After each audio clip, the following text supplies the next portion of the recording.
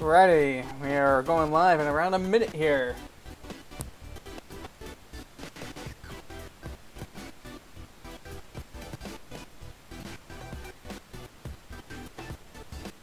Looks like all systems are go. Alrighty. Workspace is prepared, I believe. Good. We have a input file.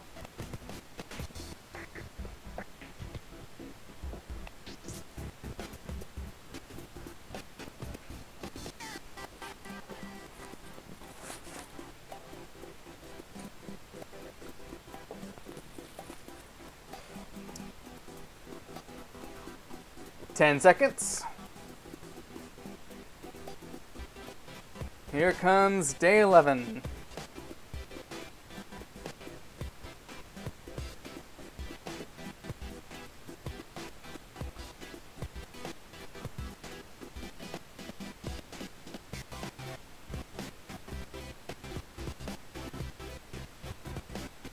We got a 300 by 300 grid. One indexed.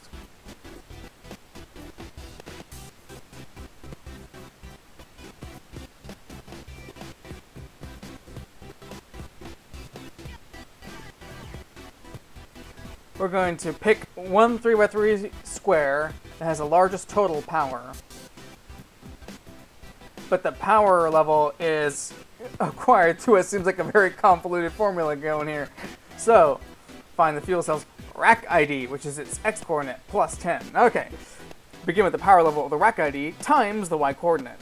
Increase the power level by the value of the grid serial number, which is my puzzle input. Set the power level to itself, multiplied by the rack ID. Keep only the hundredths digit of the power level. This is ridiculous. I'm sorry. And then subtract 5. Oh my goodness. This is silly. We're going to find the 3x3 square, which has the largest total power. This at least is easy to calculate. So this is actually a convolution, interestingly enough. So it looks like we won't need our file, at least not for now. Our puzzle input is our what? Grid serial number. Let's call it serial for now. Oop.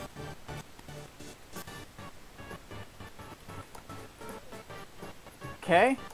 That's our serial number.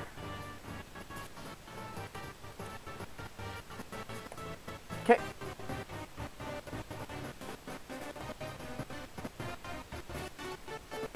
Oops. Looks like we get more room to work with today, folks. Okay.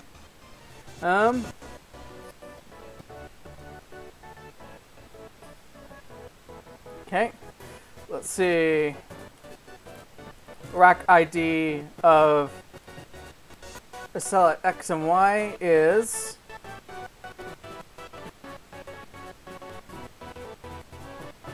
times 10x.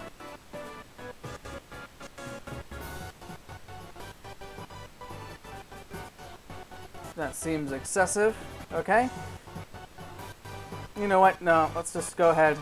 Power level of an X and a Y.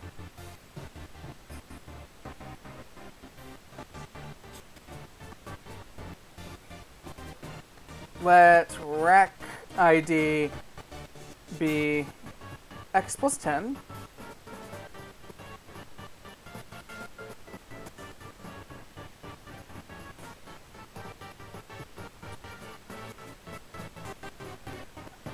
Our power level is going to be times rack ID Y. Our power level is then going to be just increase.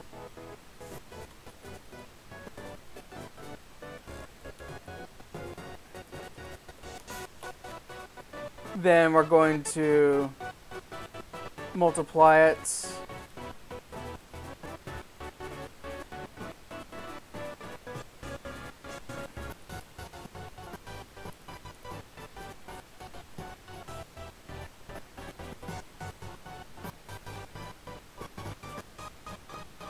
You see the pattern here?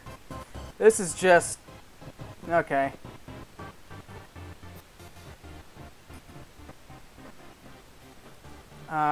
Wait, let's keep that, but in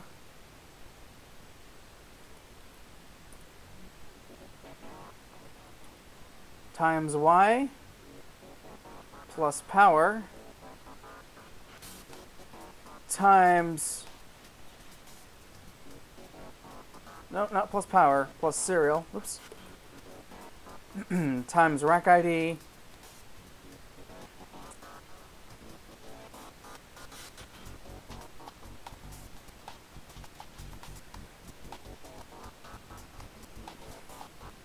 mod 1000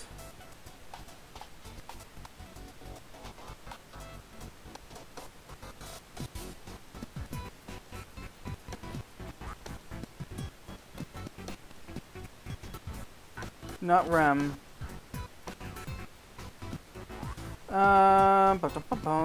Remember our basic mathematical functions here, folks.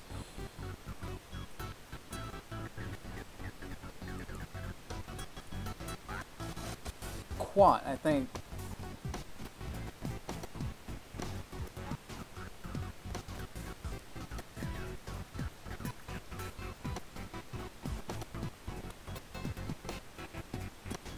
No, that's not what I'm looking for either.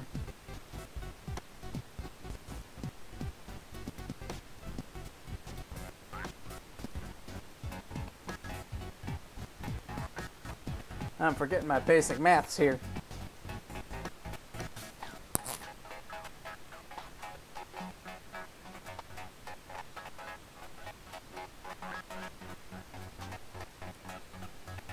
I think I do want quant of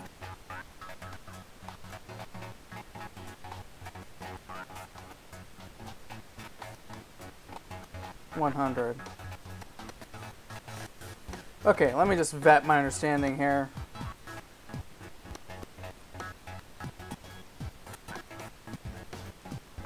Okay.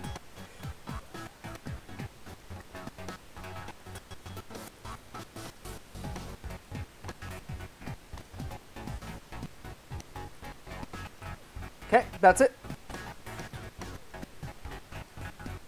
Mod 1000, quant 100.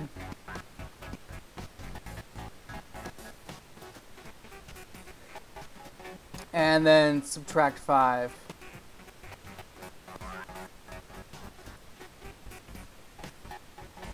That reads much more nicely, I think. Okay.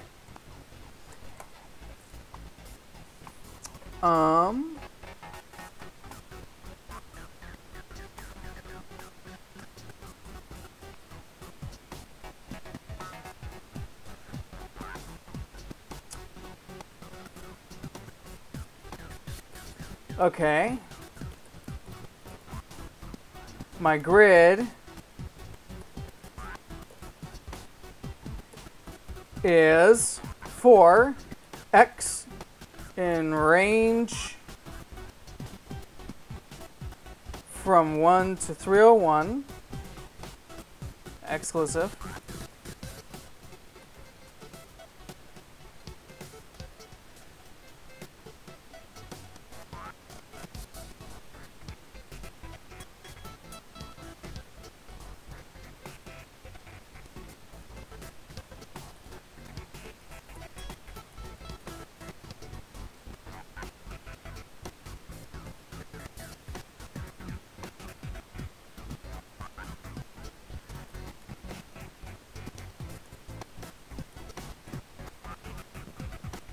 Okay, I think this will work.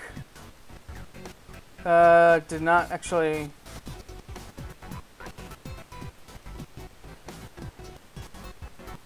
not that. There we go. Mod. Okay.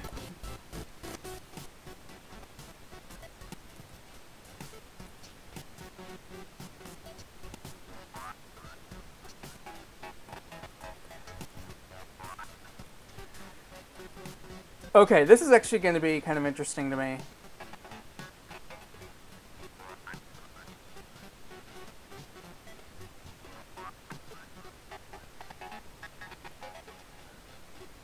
Partition 3-1. Hey, we got our partition back. So we're actually going to partition into sets of 3 x's. So we're basically going to take, we need 3x3 squares. So I'm just taking all the ranges of x's that those squares can be made up of, and we're going to take all the ranges of y's it can be made up of, and we're going to work with those. Okay, I like it. Then we're going to say,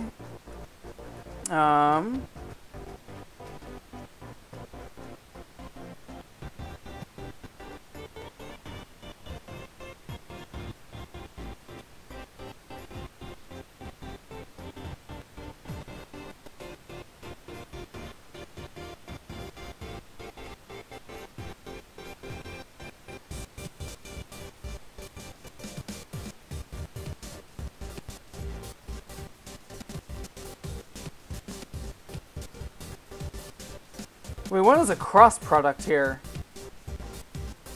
Is there a quick way to get a cross product? I'm trying to recall.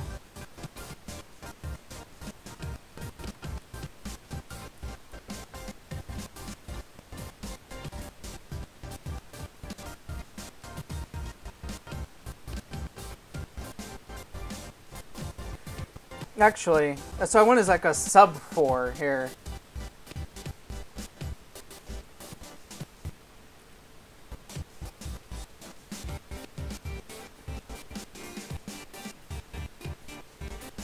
So for each XY trio combination here, oops, not up there, here.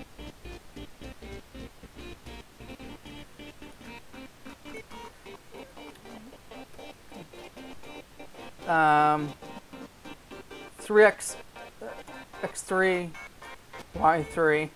For x in x3 and y in y3.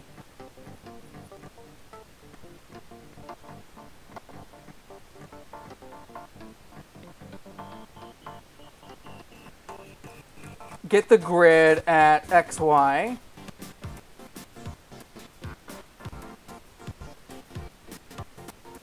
And we want what? The xy coordinate. Okay.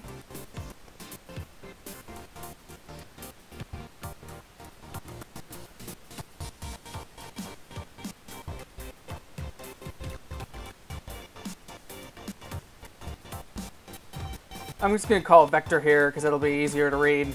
The vector of xy and the power level of xy. I probably didn't need to pre-calculate this, but whatever.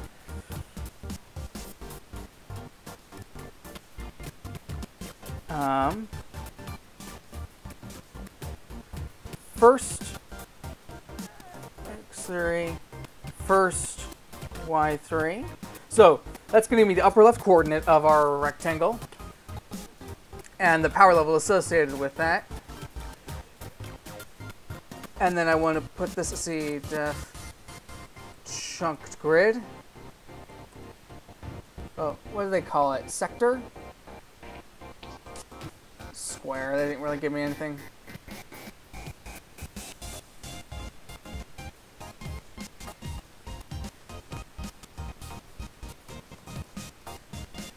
Okay, and then I need to put all those into a map. I like that. Okay, so into our map, we're going to toss all these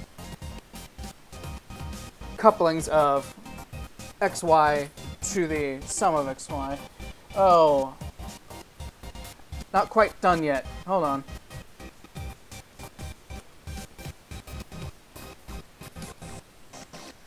There we go. We got to actually add all the power levels up. There we go. And like that, okay.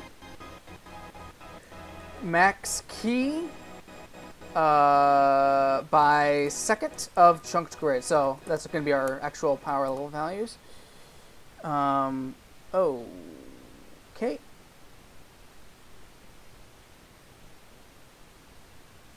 That's not gonna be what I want, is it? Chunked grid. Oops. What's this look like? Oops.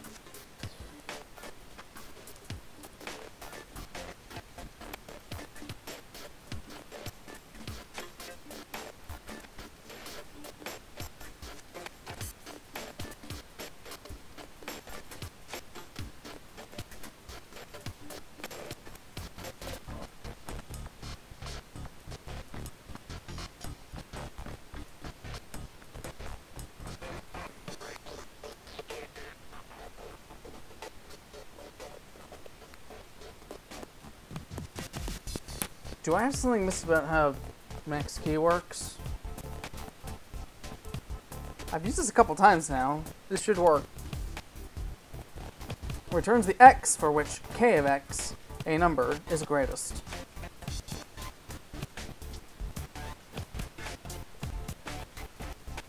This is still giving me everything.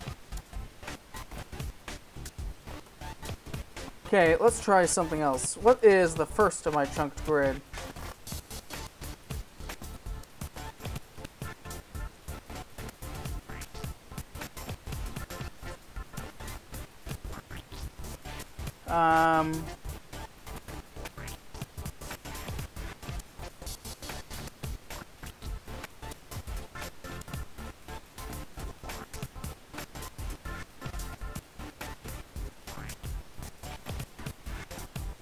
Into this map,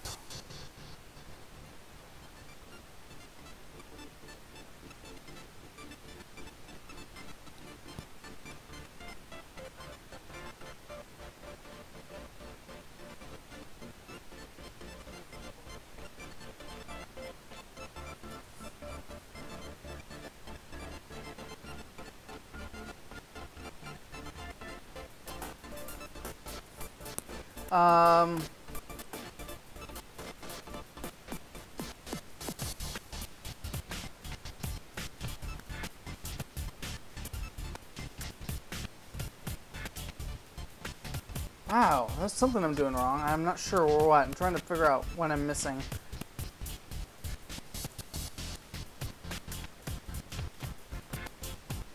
This should be obvious, I feel like.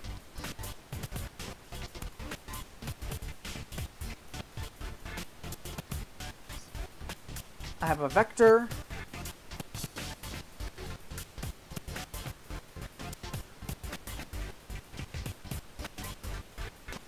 This doesn't make a vector out of this. It creates a vector out of all the individual elements. So that should be right.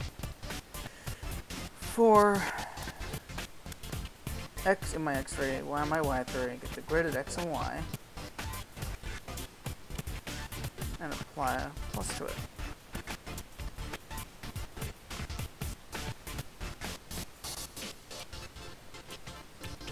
So I have a vector of vectors. Am I misunderstanding into? Hold on.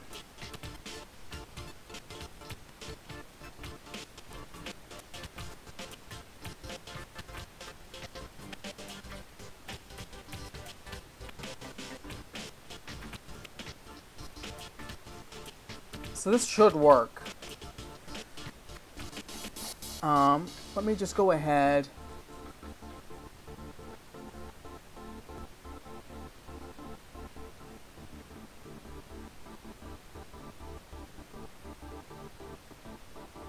Oops.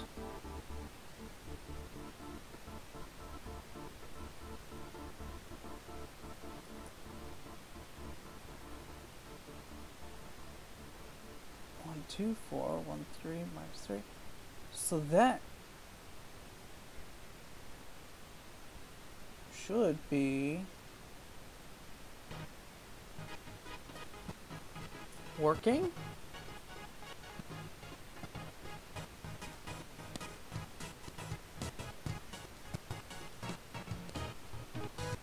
Okay.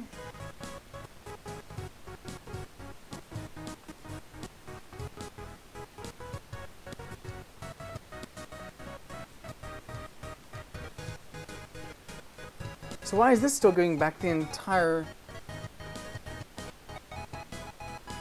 Oh.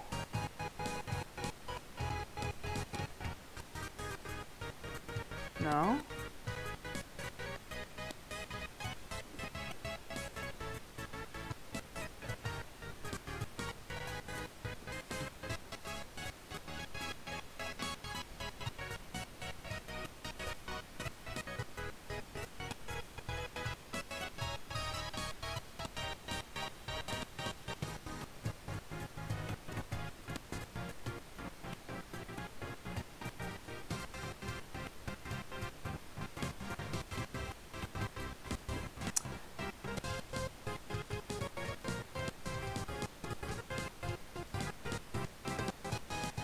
Oh! I keep doing this. It's apply.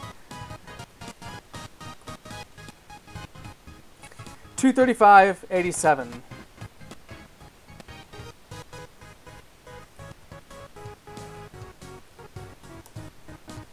Okay, that's it. Part 2. I discover a dial that lets me select a square of any size, not just 3 by 3. Sizes from 1 to 1 to 300 by 300 are supported. I must find the square of any size with the largest total power. I identify the square by including its size as a third parameter after the top left coordinate. Okay. So actually, what's interesting about this is I can actually just take this entire definition and repeat it again.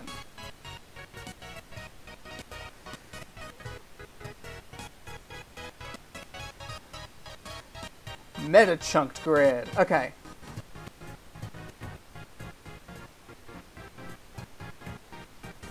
So for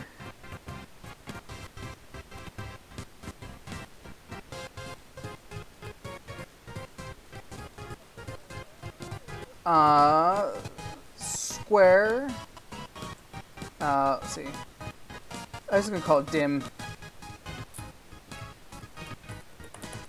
It's kind of funny because I was having a conversation with a coworker earlier about how silly it is that we call Visual Basic variables, or especially Visual Basic.NET, especially dims, and now I've just gone and used it here, so I apologize. It is me. I am the sinner. So X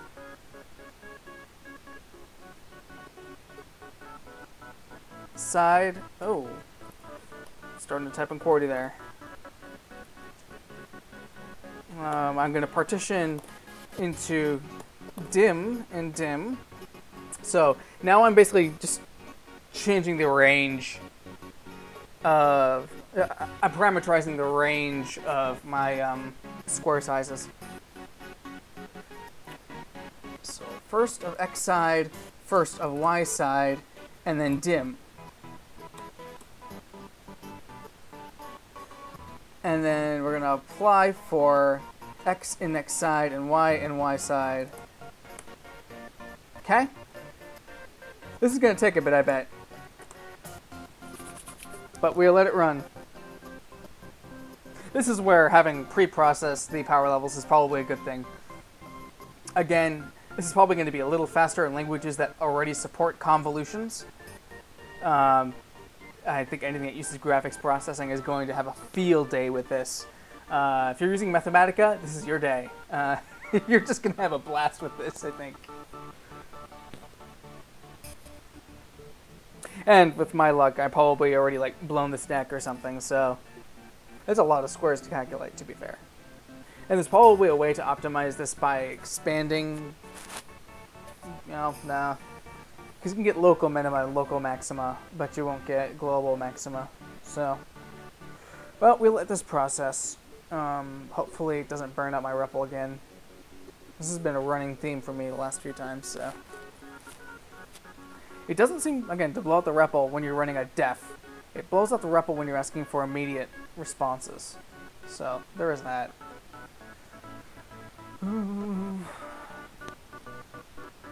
This is where I worry that I'm just going to be waiting around for a while and then realize I have to cut it off.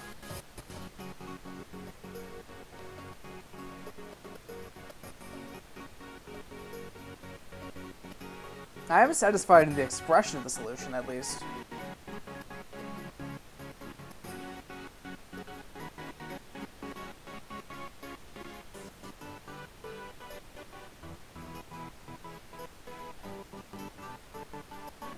Let's go ahead and prepare our...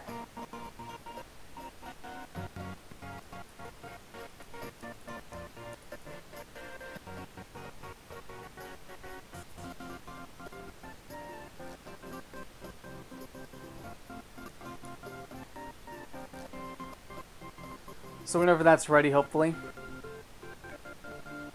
Or I've just broken it all and I'm gonna have to start over. This is definitely going to be a long-running process.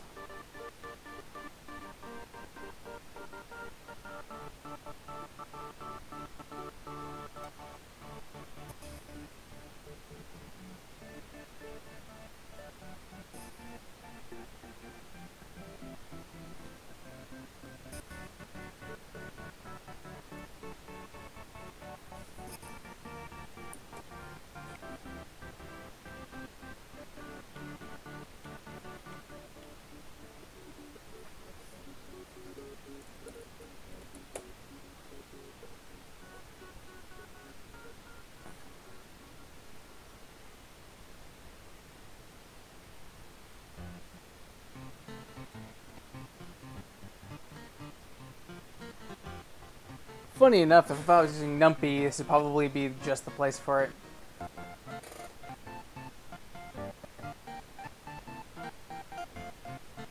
Even R probably handles this better.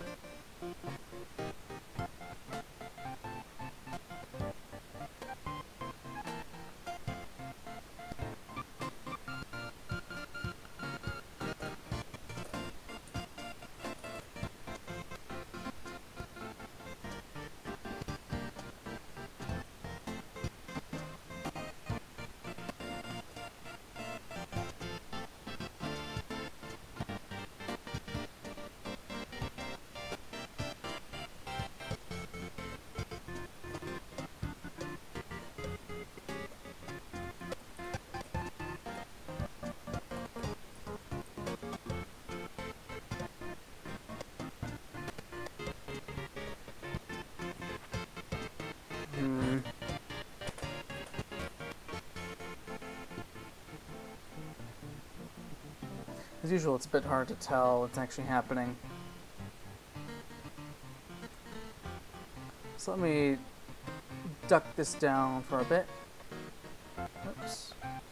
And I'm going to go ahead and pull up my REPL. Wrong REPL. I want cider.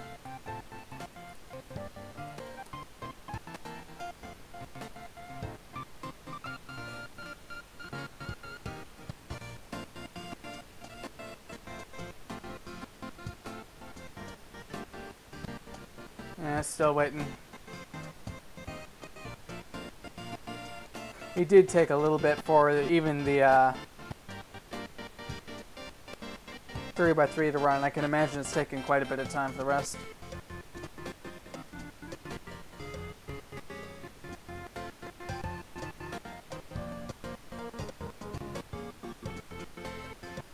I think if there's any better way to do this.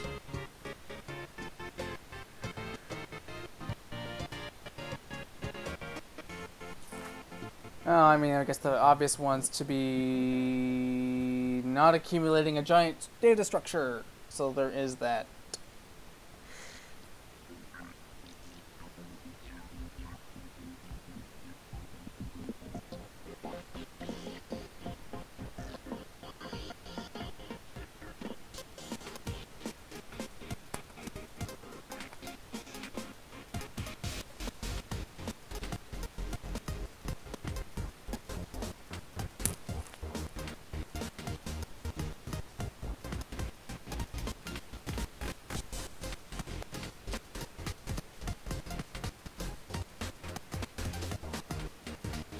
Okay, let's start thinking about a different way to do this while it's running anyway.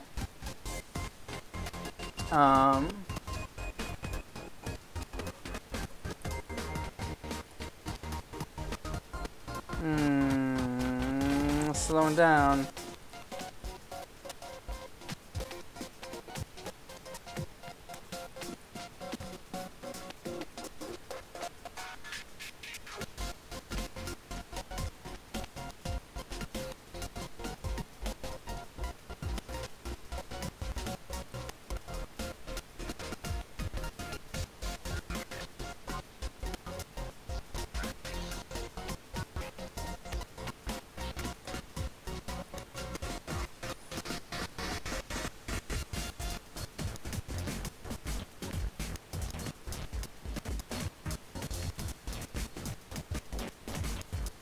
I think you'd say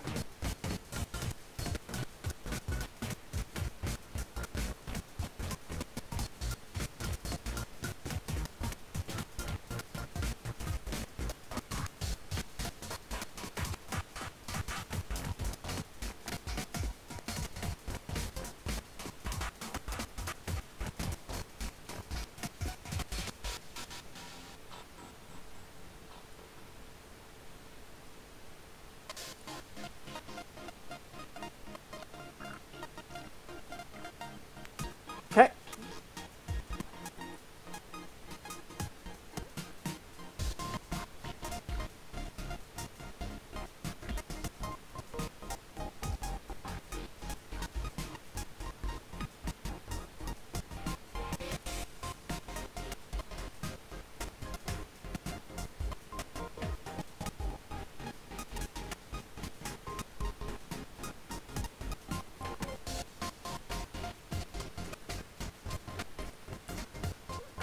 With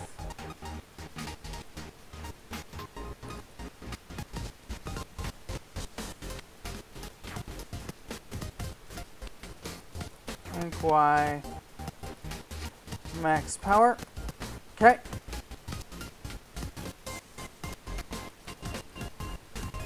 Recur with ink dim 1 max power. If our dimension is 301 max power,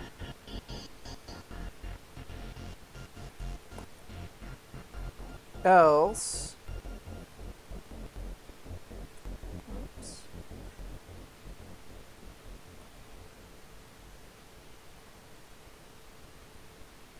we've got interesting times in our hands. 4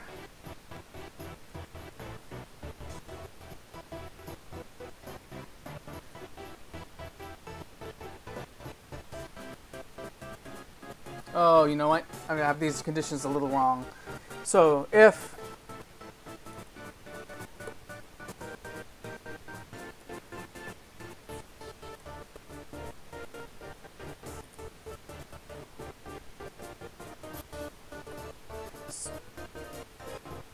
I get my ordering right here. So if X will surpass the dimension size, and if Y passes the dimension size. So if we'll exceed the bounds of our cell block, basically, we quit. That reads a little better, and it works a little better, really. If our dimension size is too big, then we're done. Let's just be consistent. If the dimension's greater than 300, that reads better. Otherwise,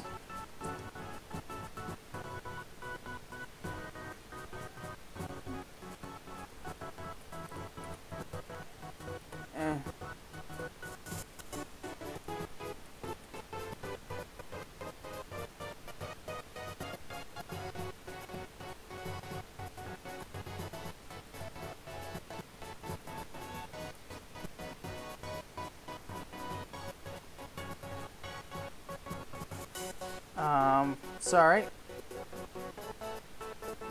Let's square. Yeah. Let's.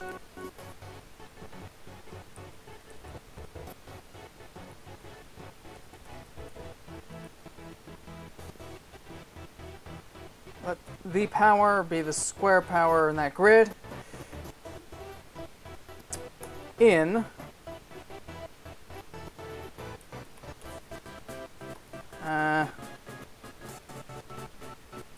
max power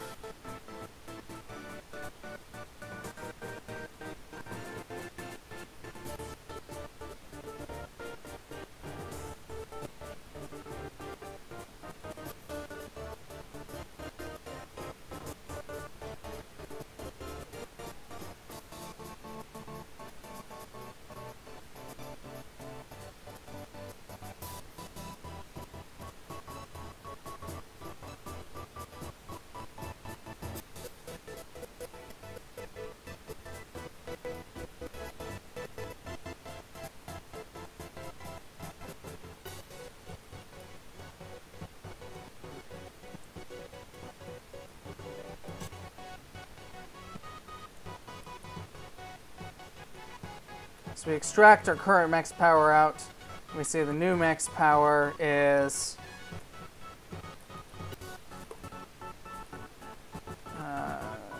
if this power is greater than, let's see, is there anything about a tie? Nothing about a tie. So if power is greater than max power, or current max power rather,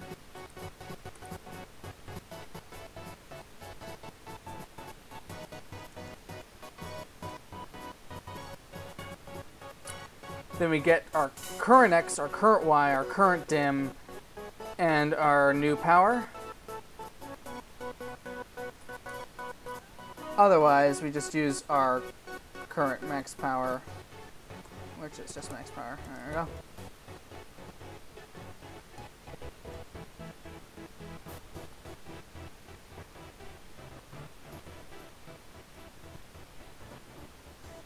In recur with with our current dimensions, incrementing X, leaving Y the same, and our new max power, whatever it may be, either the new one that we just calculated or the current one we already have, which is lesser. That should work. I'm going to go ahead and say this is our new definition of MetaChunked Grid.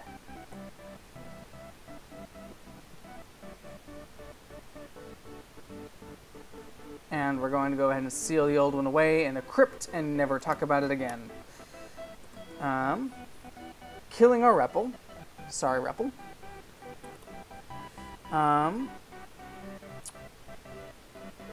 Start a new one. Let's write this out. Oops, let's make sure I didn't delete anything unnecessarily here. I'm going to go ahead and comment that out. We can uncomment it when we're ready here. Okay, we're connected. Ooh, interesting. I should probably... that's not as big a deal. Didn't make square power. Okay, I should have done that beforehand. Yes, you have a good point.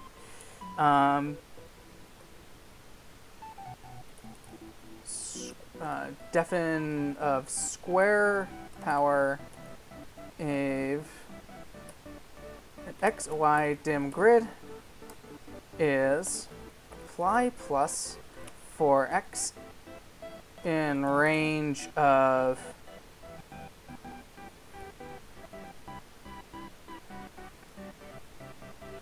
upper left X, upper left Y.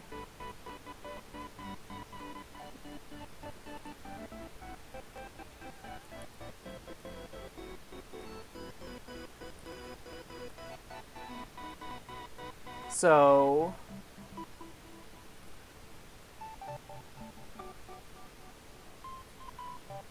get a side of that size.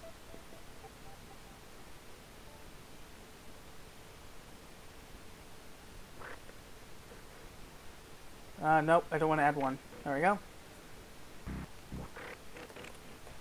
Gotta watch those off by one errors. Okay.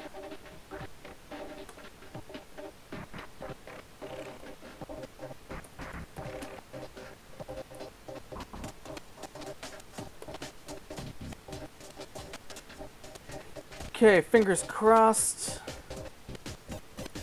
Let's just go ahead and actually see what this was. 235.87 is 28. So 235.87. You know what? Gank put, just so we can see it.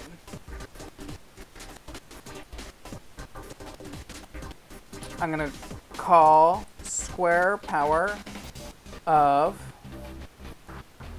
235.87. And we knew that was a 3x3 grid in the first problem, and this is going to be our grid. 28. I like that. Okay, that's a good sign to me.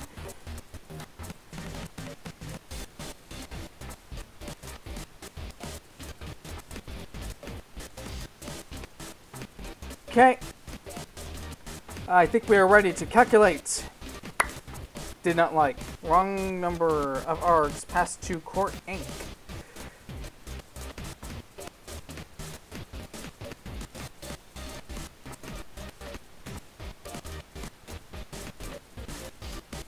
Yeah, that's actually an odd one.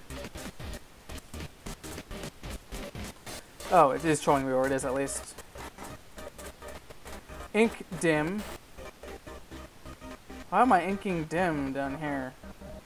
I don't increment the dimension.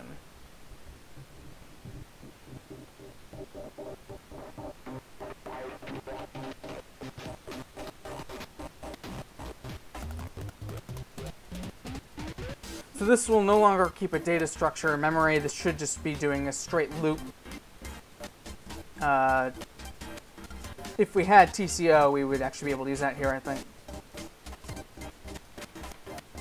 Yeah, because we're putting our accumulator as a parameter to our loop. Fingers crossed this is faster than before, though.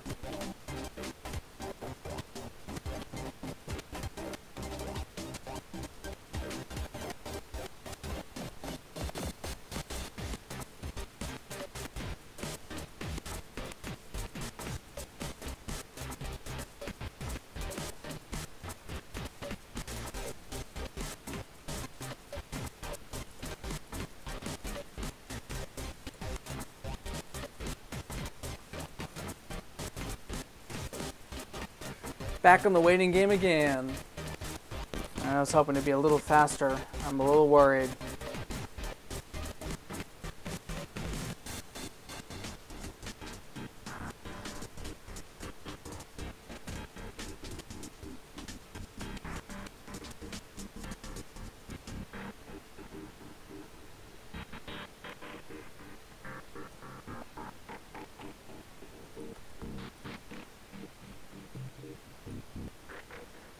Yeah, so I'm not going to make a function that curls the result to the submission page, because if I do that, it will blow up badly. So there's a delay that's enforced if you guess wrongly too many times. So the first time it's a 1 minute delay, second time it's a 1 minute delay, I think it's the third time it hits a 5 minute delay, and then it keeps, I think it takes 5 minutes at that point. So if I automatically submit something that's wrong, it's bad business for me. That, and sometimes it's easier to actually read some text out and format the answer on the fly than it is to automatically do so. That said, if I was going to put this out there for automation purposes, so there's actually someone who has a repository that times all the tests, then I will have to automate that solution being sent, yes.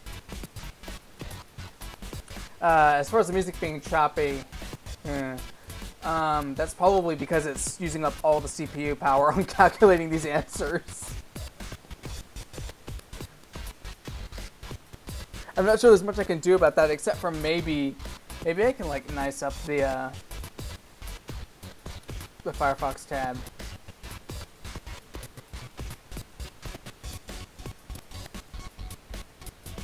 Oh boy.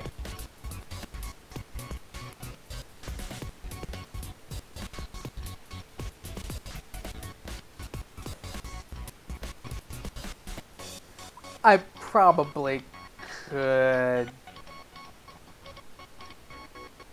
That would also depend, though, on my app having a session already on that was logged into GitHub on my account. So that's also a downside.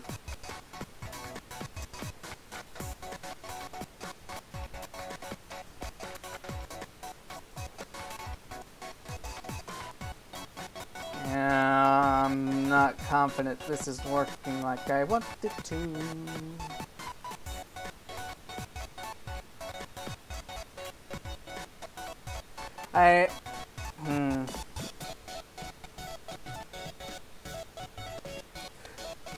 Let me think. I'm gonna have to try this out on a smaller number just to see how it behaves, I think.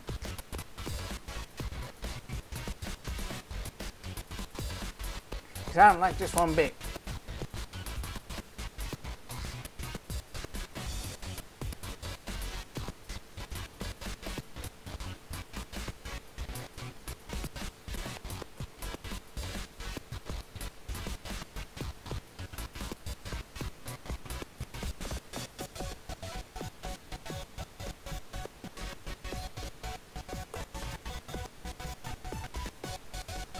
starting a new REPL. This no longer applies.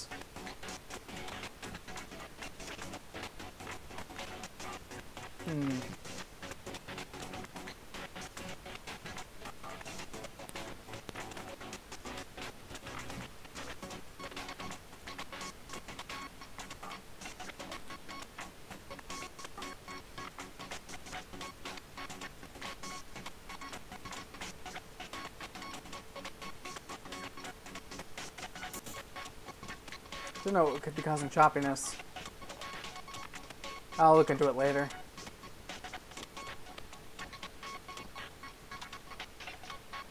Okay.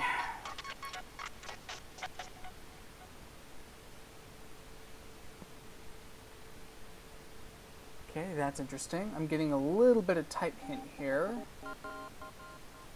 That's probably going to slow things down if I'm not careful. I do know that I have int, int, and int available to me.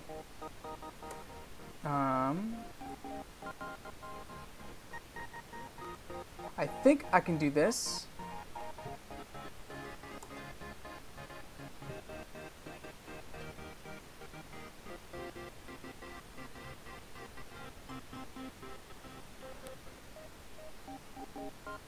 It is taking its sweet time, though. That makes me instantly worried. Honestly, this might be something where it's just better done in immutable context.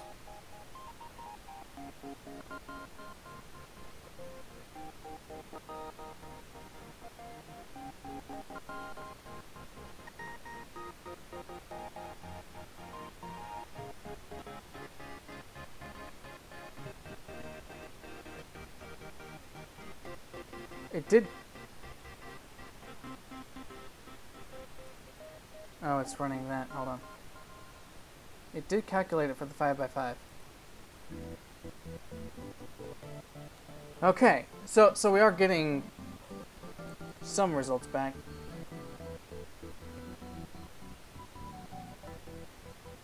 Okay.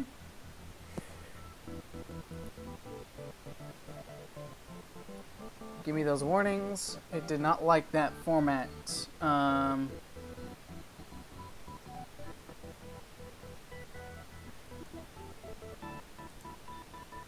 Is it still going to complain about power here?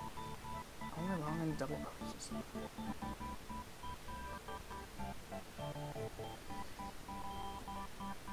I always forget whether you have to type hint here or there.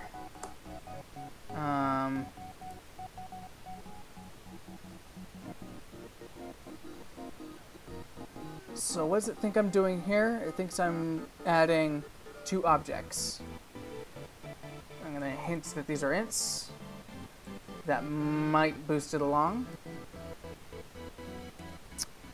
And similarly, I'm going to hint that these are ints here. Then it'll have to do less reflection, which can really kill performance if you're not careful.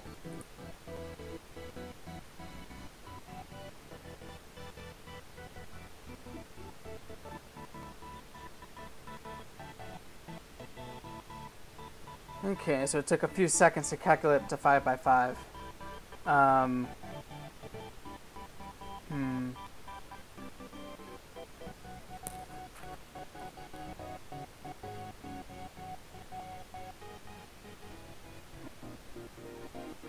Trying to think if there's any way to make this any faster. I'm going to go ahead and try it again now that I've done some of the refactoring. It might be that accessing everything by a map is actually a lot more costly than just calculating the power level on the spot. So that's another thing I can try here in a bit.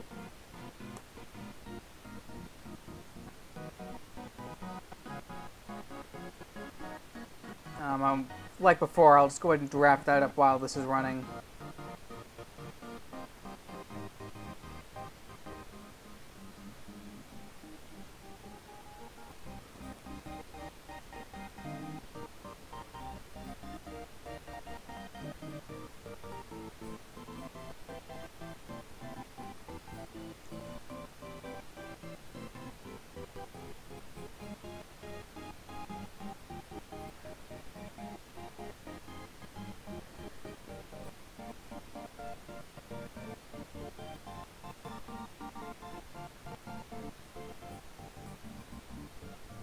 So instead of using the grid here, we're going to call square power direct. Yeah, I'm still using Comac. A nice direct binding for it on Ubuntu. Let's see. I'm going to call... Oop, I don't want to actually modify my existing one.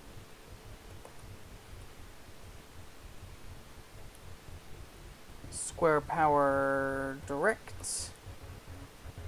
Takes just these arguments. Instead of calling grid XY, we're going to call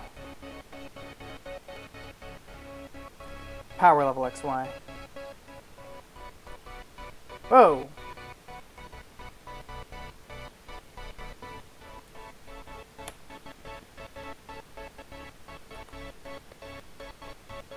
Of course, I have to kill my REPL to get that done.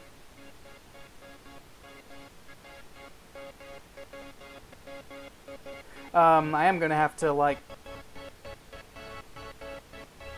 do a bit of optimization elsewhere here.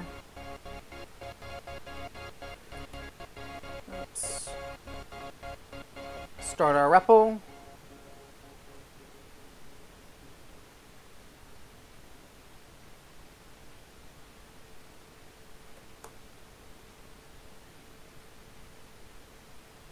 Talk, tick, tock. Oh man, there was a great Clojure talk. Well, parody talk at the last Clojure Conj. And that was one of the big jokes, is just how long it takes to start the REPL. Okay. Let's run everything. So you see all that? That tells me it don't know what X and Y are. I think if I tell it this,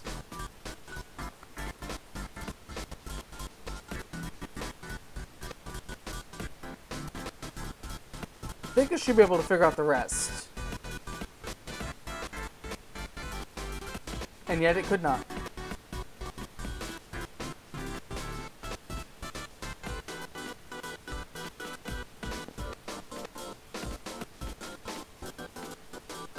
Okay, hold on, let's see if we can just refactor this.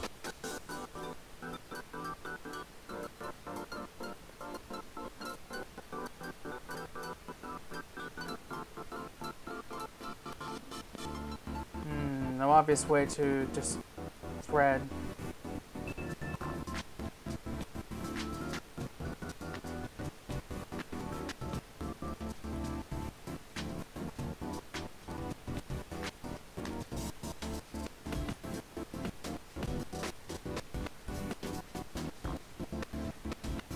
This is going to be hideous. Cover your eyes.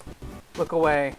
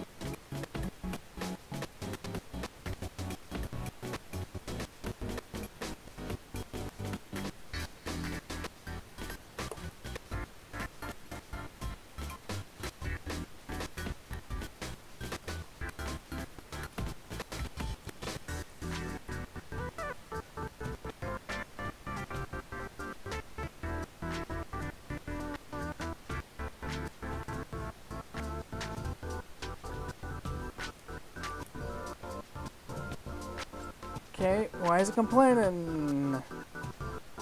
Quotient. Thinks this is an object still. Can I do that?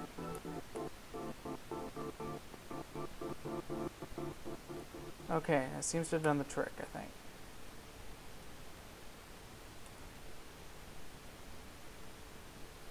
Why is that highlighted? What have I done?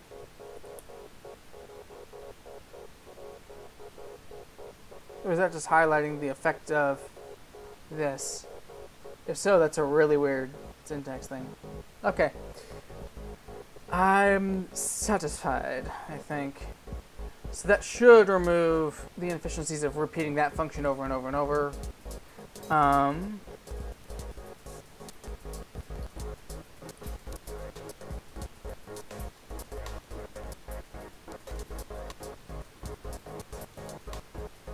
There is something else I can probably do here. Although this might just be like removing the exact thing I just added.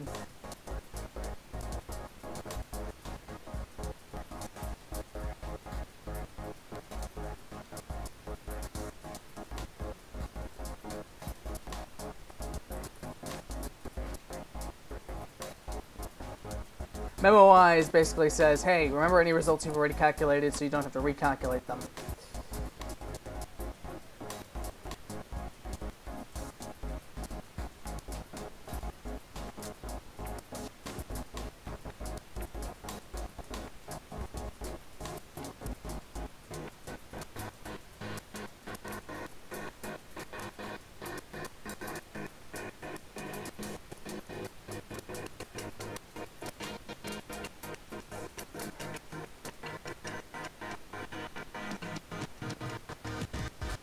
Ugh. I don't like it. I don't like it one bit, sir.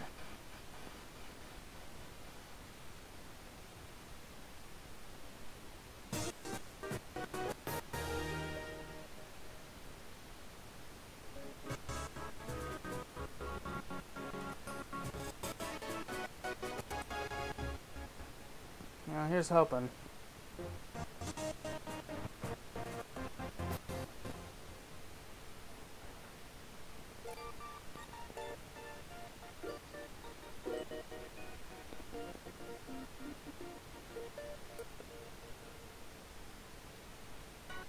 I'm not using the grid anywhere, am I? No? Okay. See, the thing is, I don't know if the memoization will make things any better or worse than the grid would. Maybe the lookups are a little cleaner for MemoWise than they are for just a straight map. Hard to tell.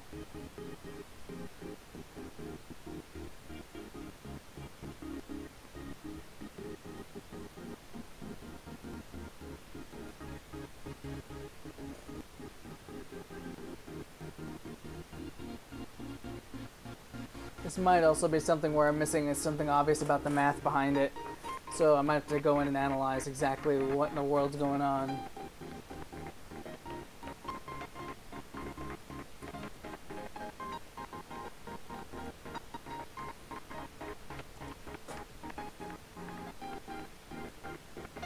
If I look at the top result right now, any bets?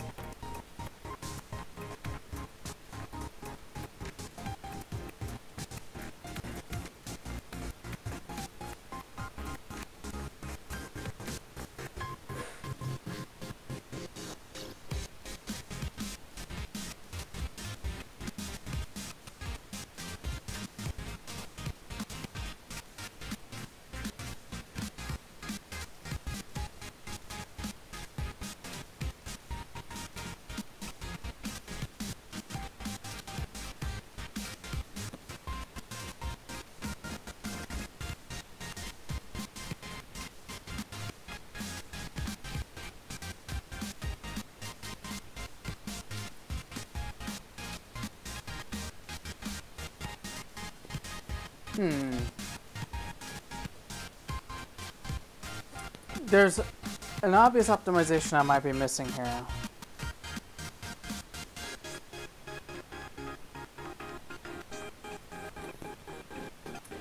What if I could compose my answers, my sums, out of sums I've already calculated before? So for example, 4x4 square is just the sum of my individual 2x2 squares at the appropriate locations. It's a little harder to break down.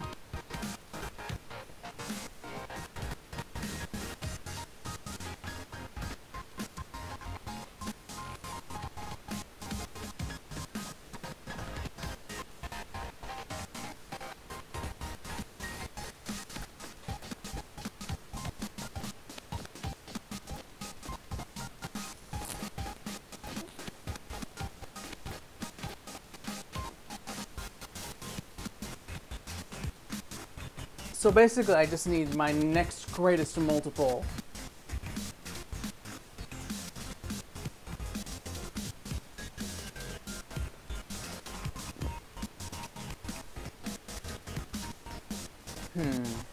That might do the trick.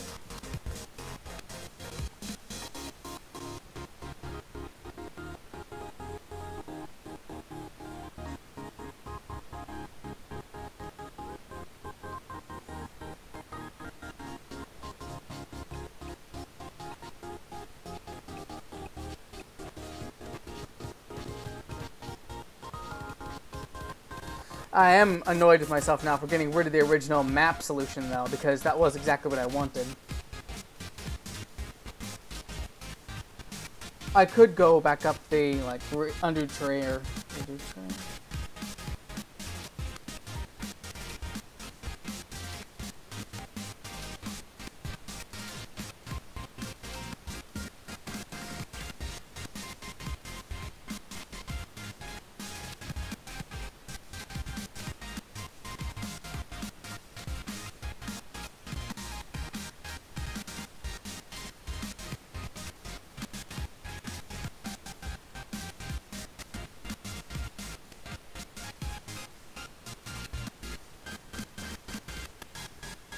Too slow to be functional.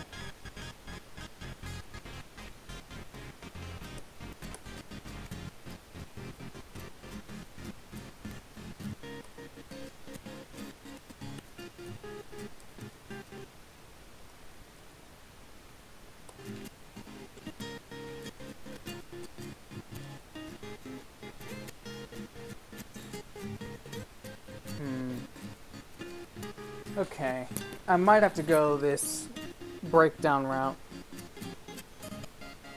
Yeah, this is slow.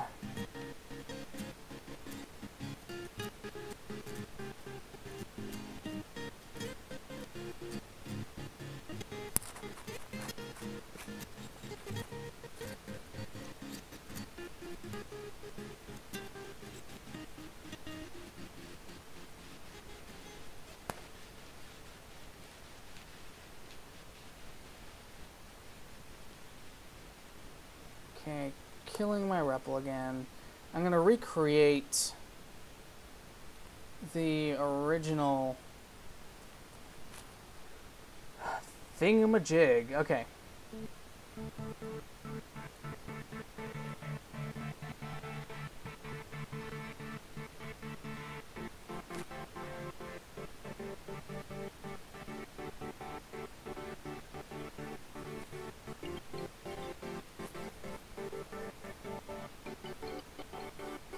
I'll leave that for now.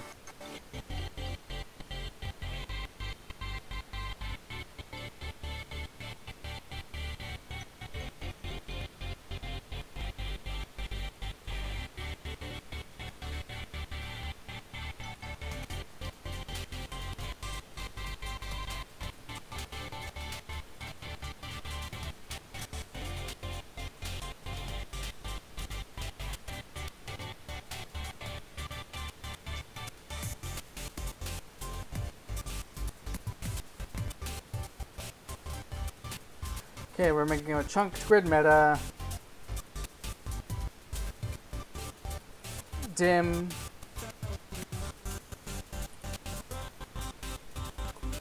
Next side, Y side.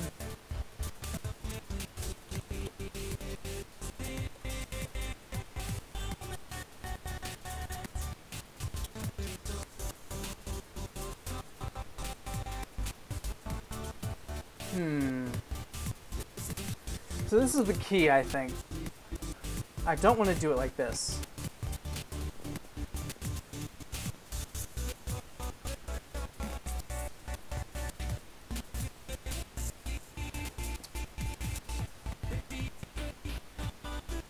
I need to say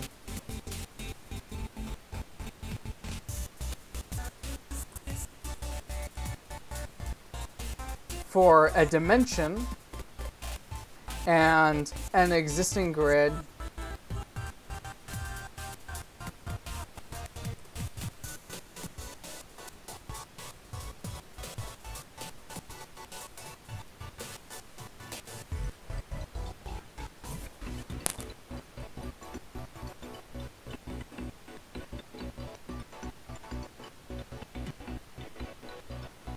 think I see.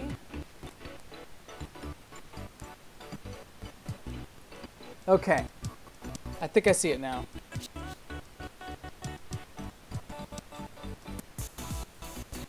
The grid is just a special case.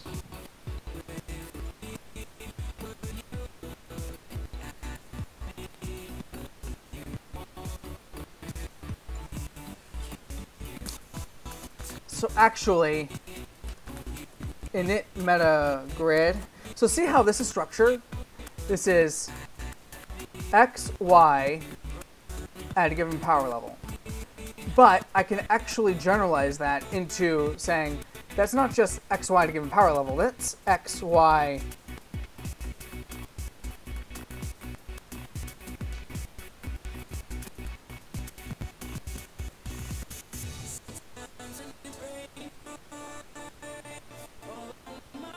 Is it map KV?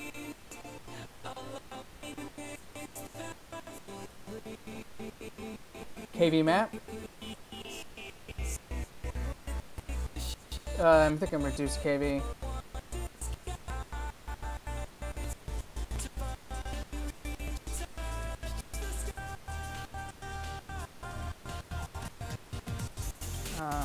Into this, we're going to take all of our grid values and we're going to map them into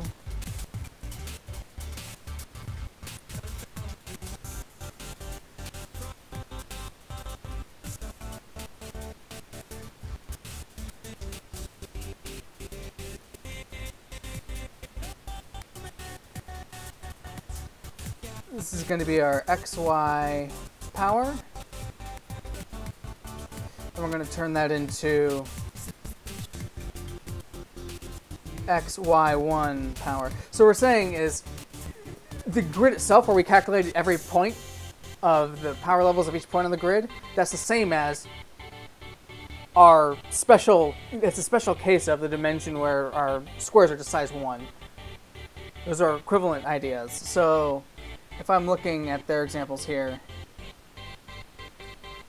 we were calculating 3 by 3 things.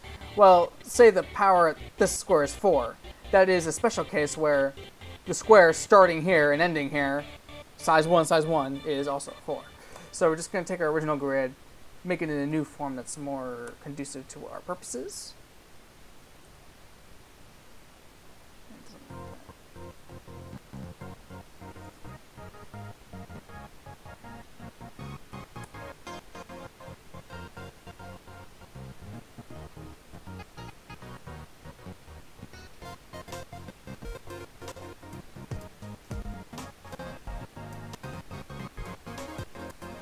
Didn't like something. Hold on. What was it?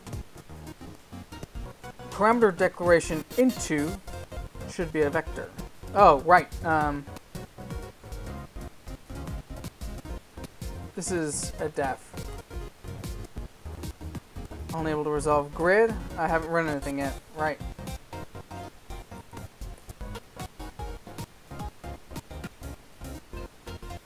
Did not like that. Understandable. Okay, well we should now have our init meta grid.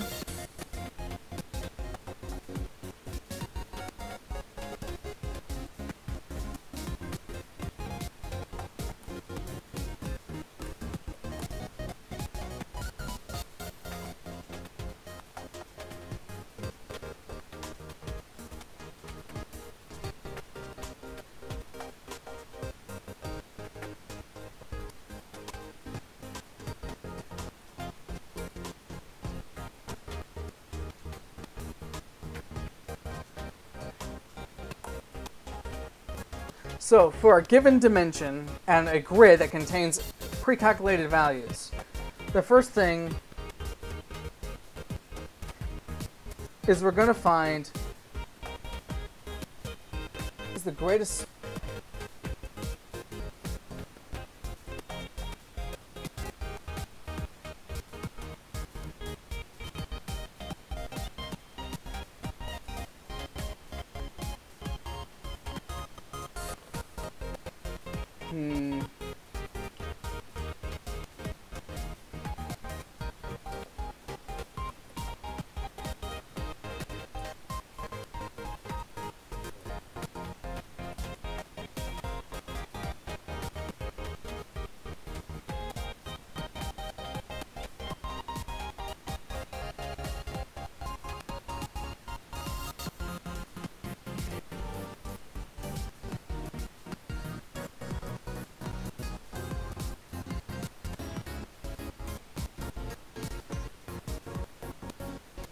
Okay, well.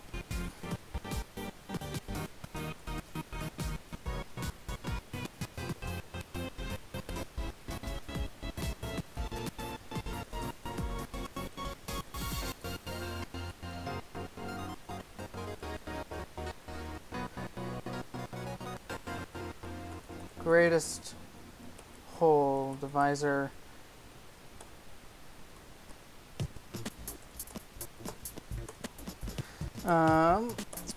of a number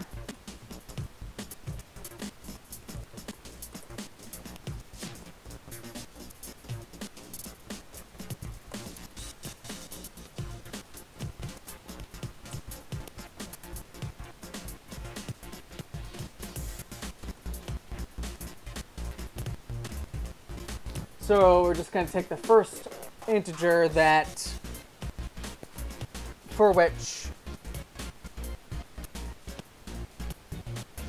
mod %n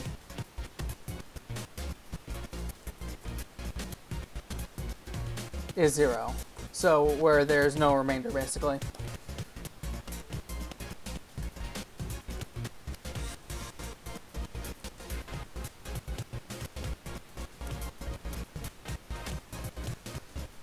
And we'll take the first. Okay, so map GWD to range from 1 to 10. Exclusive. Nil. Nil. Nil? Okay, well, I see why that happened now.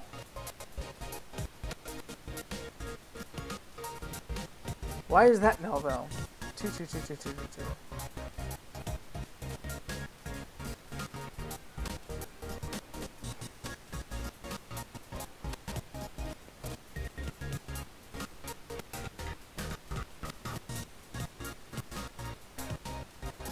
Nope. 2, 3, 4, 5, 6, 7, 8, 9, 10. That's also not right.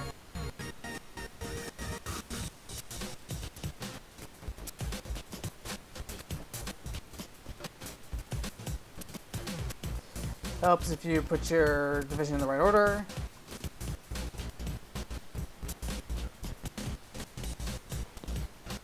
There we go. That looks more reasonable. You can see our primes stick out like sore thumbs. Everything else is looking dandy. So. Oh, but we don't want that. Shoot. We want ink in.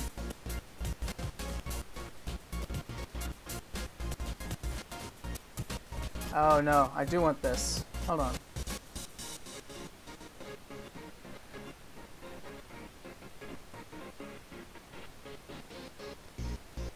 Then I divide in by that. Or rather, I quant in by that if you want to be specific. 1, 1, 2, 3, 1, 4, 3, 5. So that's going to give me the biggest multiple that I can divide by, and that'll give me the things to refer back to, the dimensions to refer back to. Okay, boy oh boy, this is a bit of a mind melter.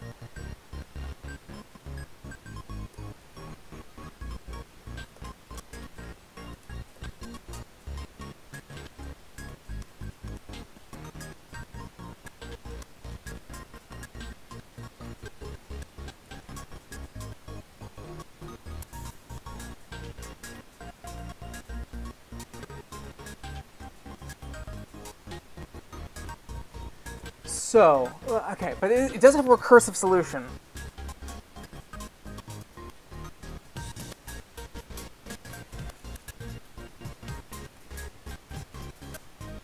Okay, this actually does, this has a really nice, shoot, this is so close. It's like one of those things where it's right on the tip of your tongue, so to speak. Let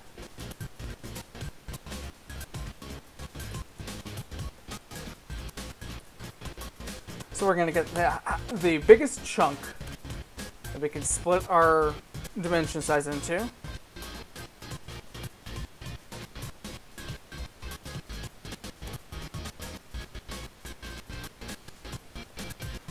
we're going to take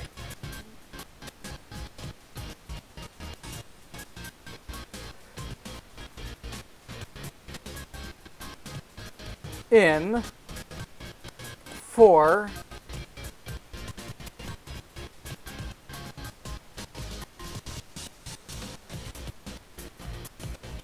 upper left X in range from 1 to 301 still.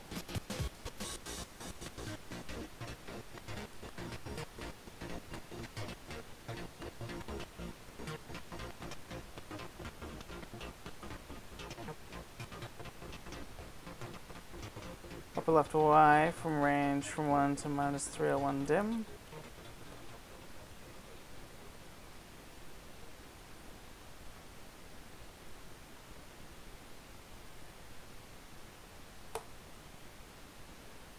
X drawn from, okay.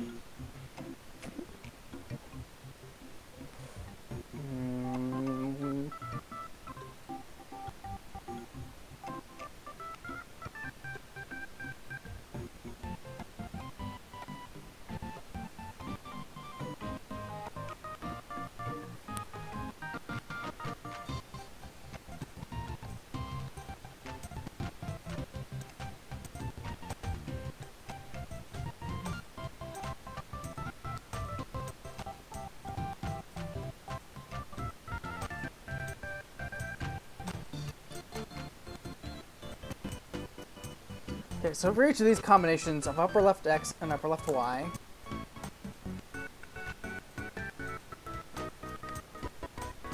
apply plus 2. So this is going to be similar to our construction from earlier.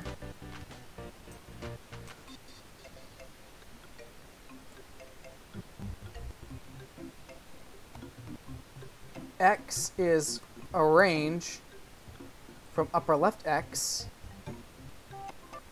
to plus upper left X dim, so we get our sides of given length. But the key here is that we step by our subchunk size. So we're taking hops. We're not just calculating every single grid point. We're taking hops, getting each step along the way. Okay, this is where it might be beautiful. I hope this turns out beautiful like I think it will.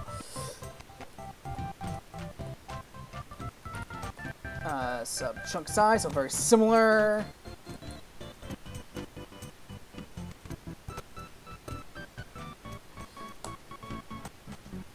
We're going to grab the grid at X, Y, subchunk size. So we're getting a previous result that we calculated at each grid chunk. Let's see if I can visually explain this one as usual.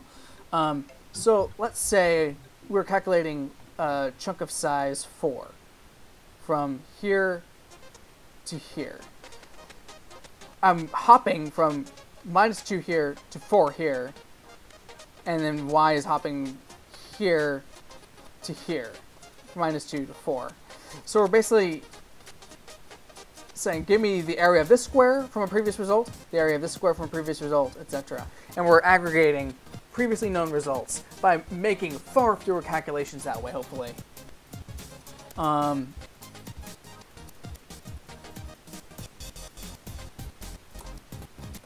And then we need that as a vector of upper left X, upper left Y,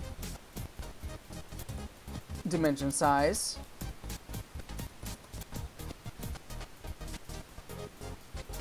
and then an actual power level.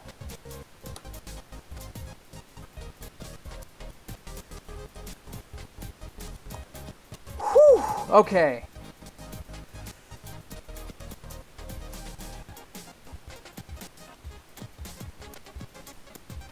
That's just going to give us a bunch of vectors. Oops. Into a map. Look at that stack of parentheses at the end there. Okay. Build grid chunks. So now,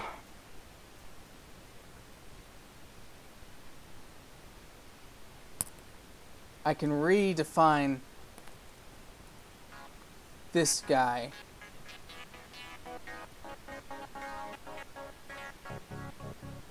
as being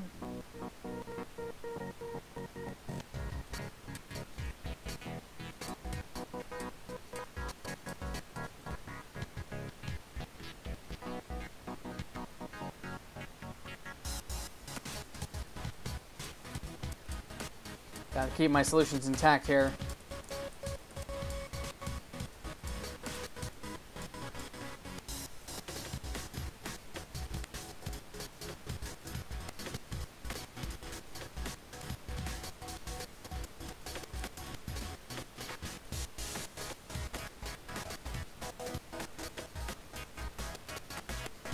So our chunked grid meta is now, I'm just,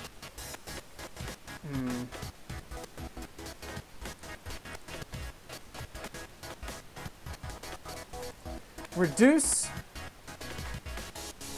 into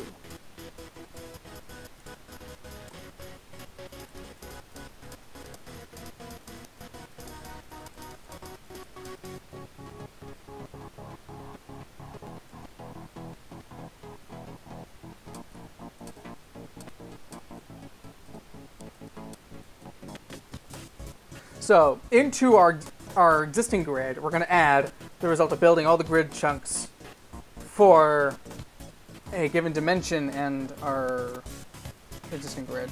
So we're going to, well, hopefully it'll become a little clearer once I write this down. Range of 2 to 301.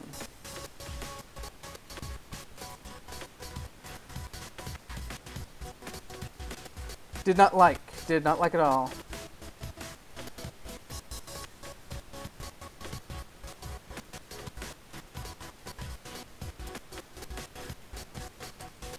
Long cannot be cast to FM.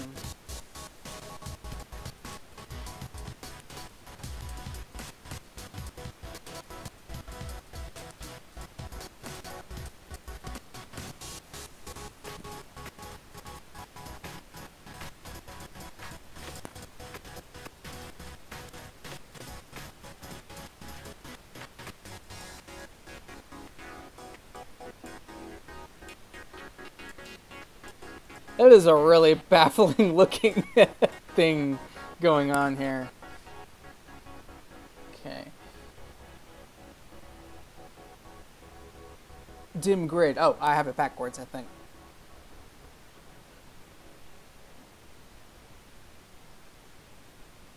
No, I have it. All right. Oh, I need to actually give it a init meta grid here. There we go.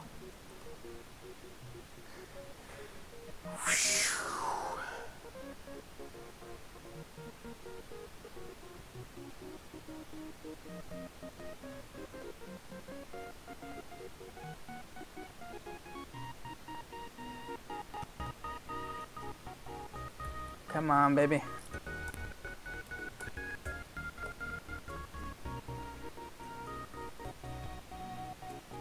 It's hard to tell when a def has worked as opposed to a deafen.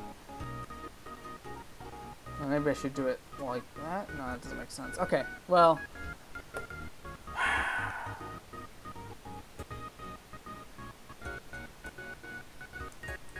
Chunked grid meta. If this didn't improve the efficiency any, I'm going to be kind of sad, I'll be frank.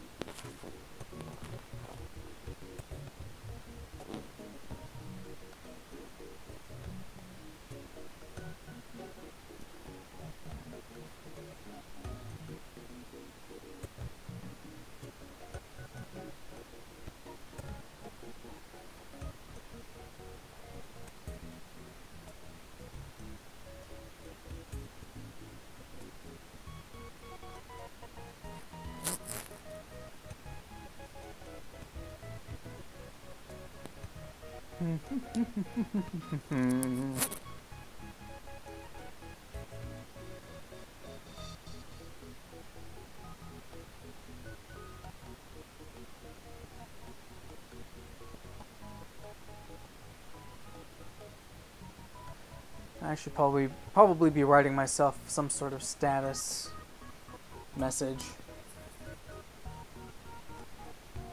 just so I can tell.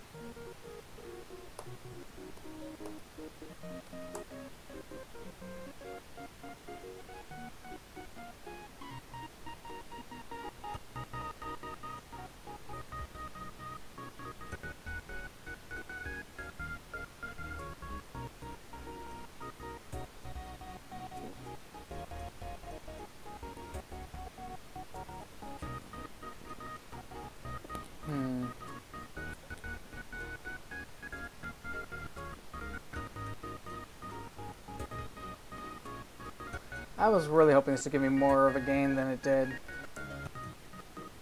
Let's make sure I'm not doing anything stupid again, like, you know,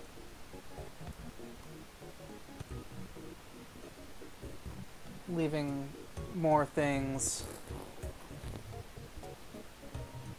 unhinted, more unhinted primitives.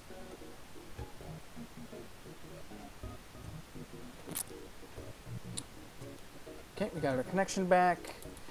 Let's open Cider over here just so we can see. Let's go ahead and run the buffer. Yeah, see that? It doesn't like any of this. Int. And that's an int 2.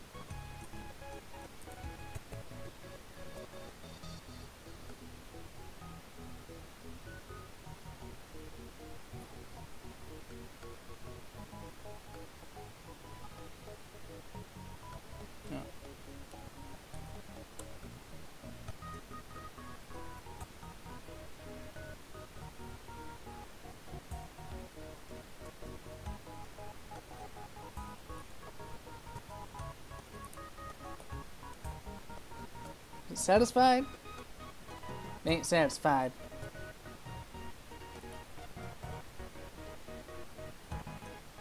Really? I was gonna have to type in everything, aren't I?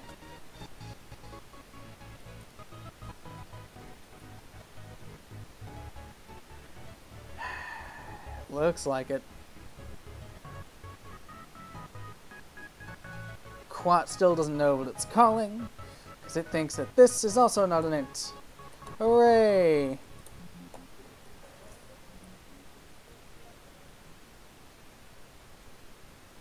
That I'm not worried about. That I'm not worried about. Those aren't repeated often enough to be of care to me.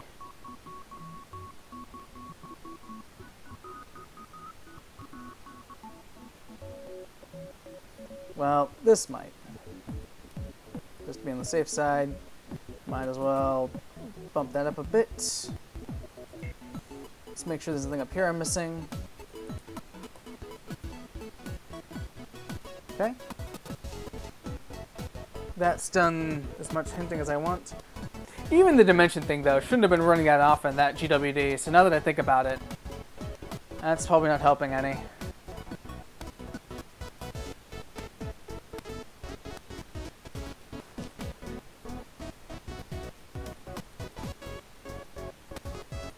Building grid for dimension. I should just have this. Dim.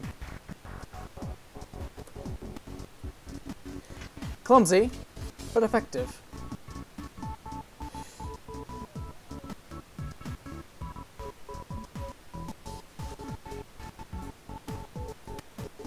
down to your shorts.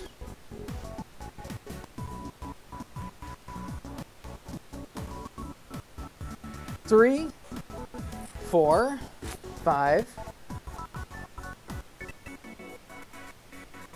Oh, we can see progress at least now. So if I get super impatient, it's all my fault. So you can see actually our evenly divisible dimensions go a lot faster than our prime ones. Our prime ones are going to be our slowies because they have to add up massive.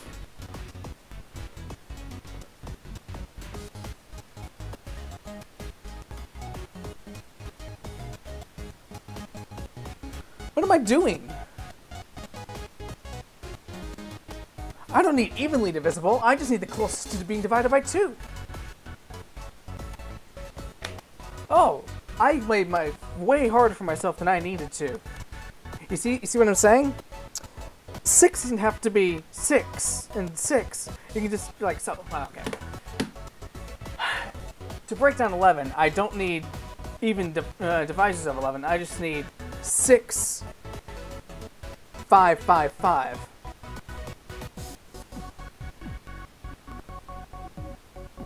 Does that make sense? Yeah. So, 12 would be 6, 6, 6, 6. 11 would be 6, 5, 5, 5. All around. In a ring. Wow. Shoot, why didn't I think of that?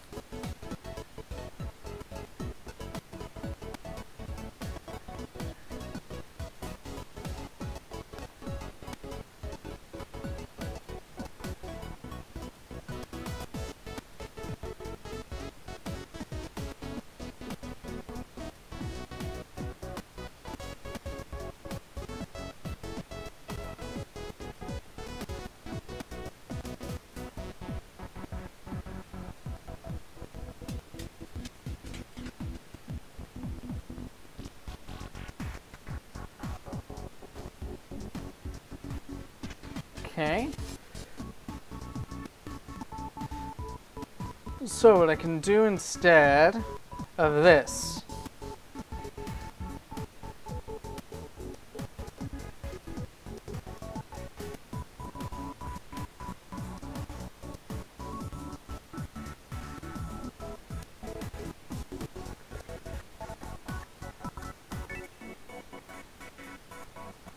let's do something like, actually, like this. Subsquares for x, y, and a dim is going to be if even, so for dimensions even, we have x, y,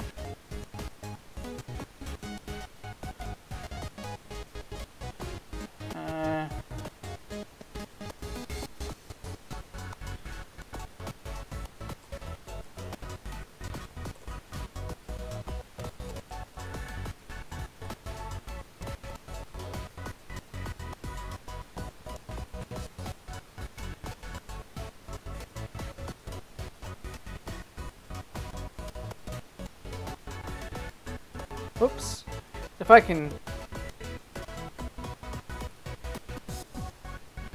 wow, apparently I just can't do anything right here. I'm getting too excited now that I see the answer. Oops. X plus half.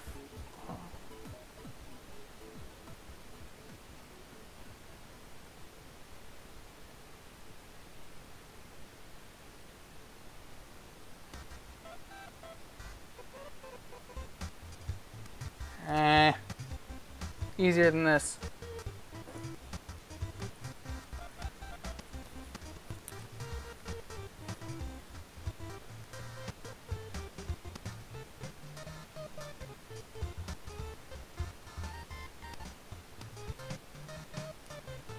Oh, that's even easier than I thought. So take a look at this. So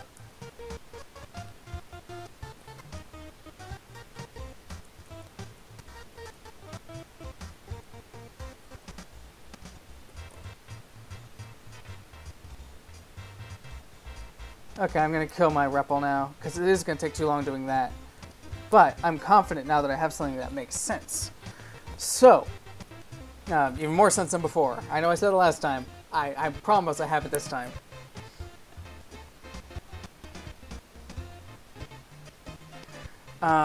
Let's try evaluating quat of 11.2. That should give me 5.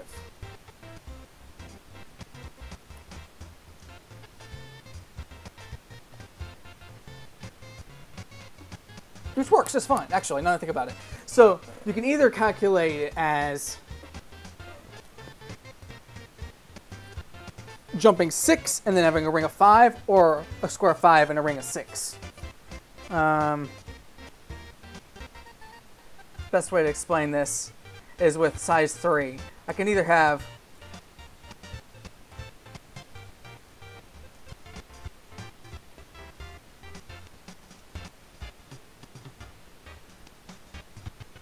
is my math right? No, they'll overlap if I do that. So I have to have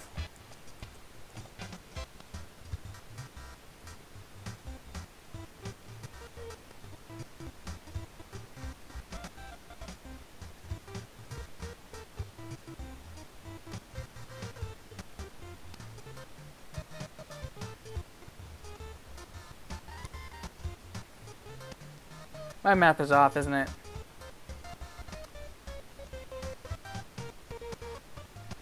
My math is still off. Because take a look. If I just did 2 by 2 and 1 by 1, I'd end up with these, and I'd miss out on this.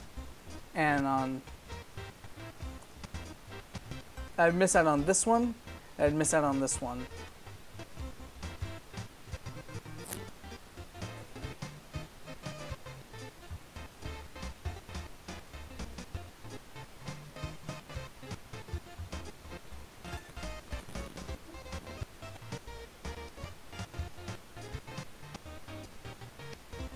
Let's try extending this example, though, outwards. 3.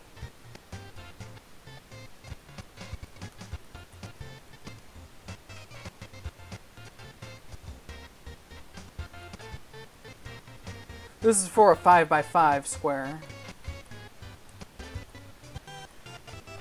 Again, we'd miss the thin strip on either side. Here's it would look like this.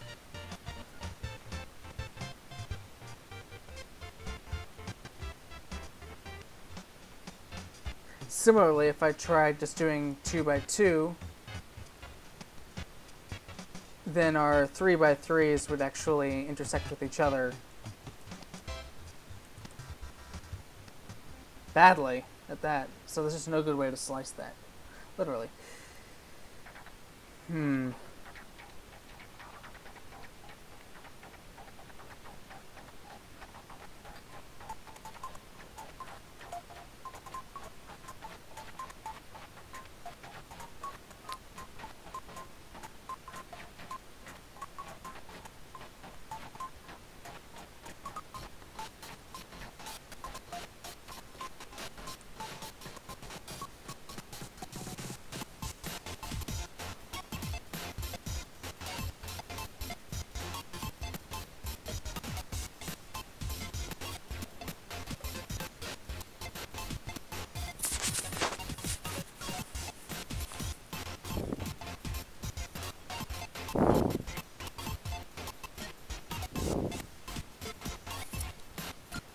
It's almost like a tiling problem, oddly enough. Because this is going to be consistent no matter how I cut this out. So if I go and expand this out to 5, say,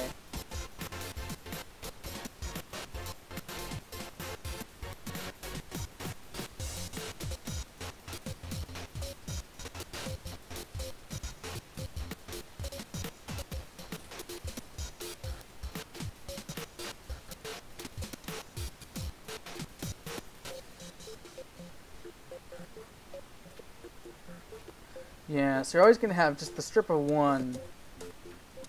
So I could actually compensate for that in a weird way.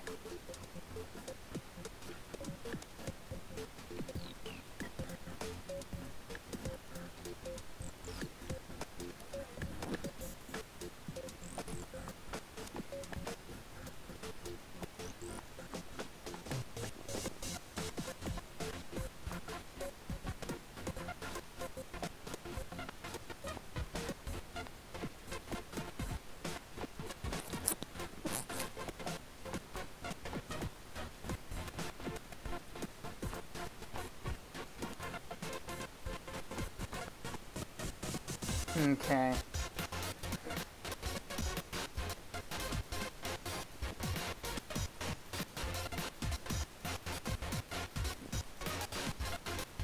If even dim, we're going to go ahead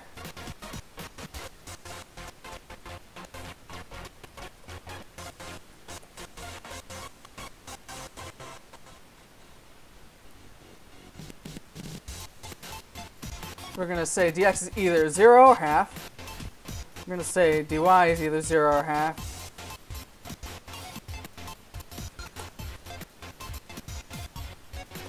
And we're going to say plus x dx plus y dy. That'll give us the 4 quadrants, and we're done.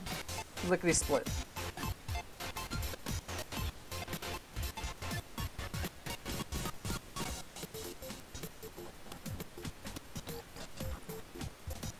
Otherwise, we're going to have to get more complicated, basically, is what we're saying.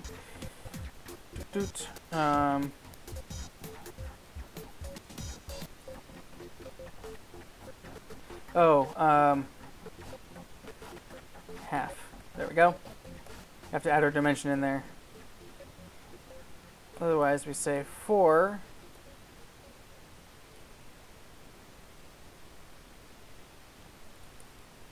We're just going to have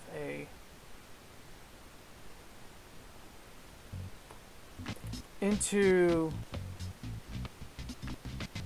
a vector that contains the initial set x, y,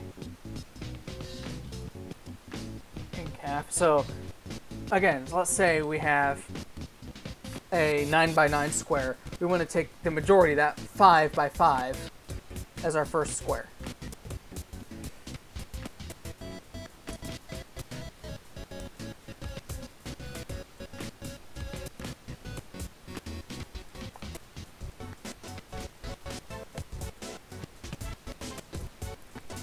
Just for clarity's sake, we're going to give that a name.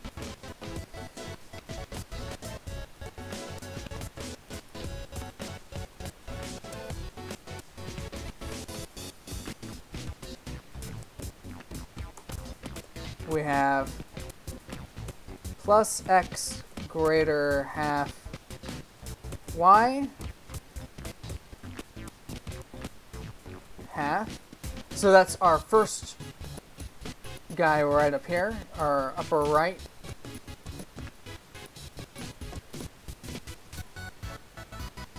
This is going to be, whoops, plus x plus y greater half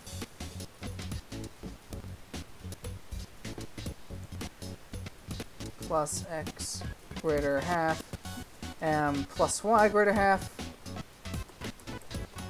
So this gives us our 4 quadrants, and now we have to fill out those stripes that we're missing now. So that's why we have the into in there. Into that vector, we're going to add a vector of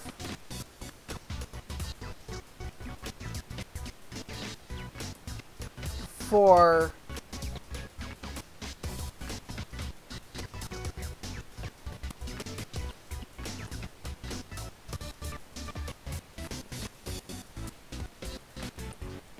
in a range from plus x greater half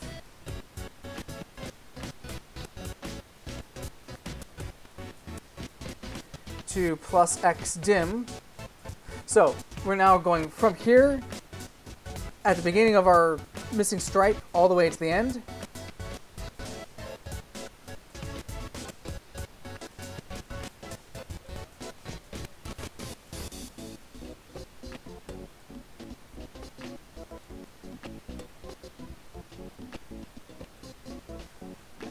X, let's see, X stripe at what height? It's not the greater half, it's just below that.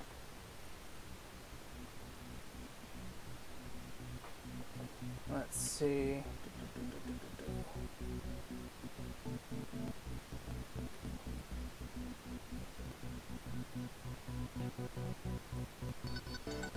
plus y half. There we go.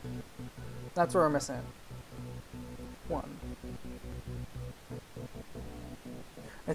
I think into has multiple arities. I think it has a rest arity.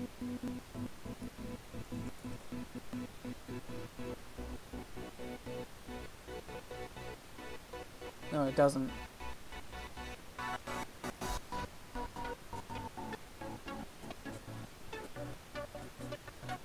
Into all this.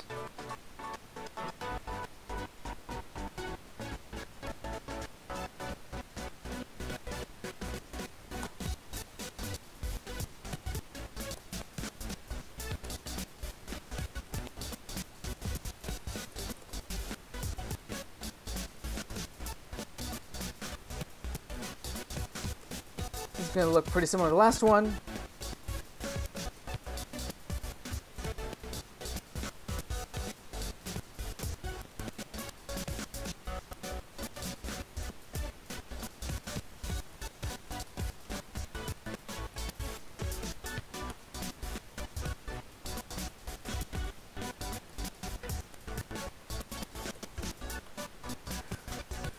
Okay, it's kind of a weird way to do it, but I think it'll still be faster.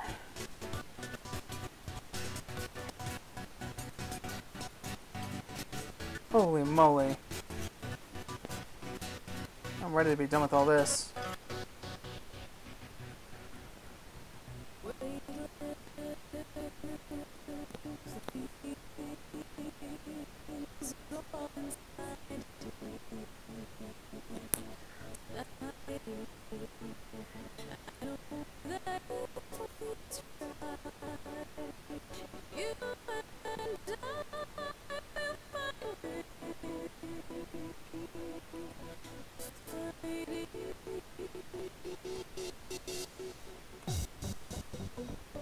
Okay. We're not going to grab the subchunk size. We're going to say subchunks.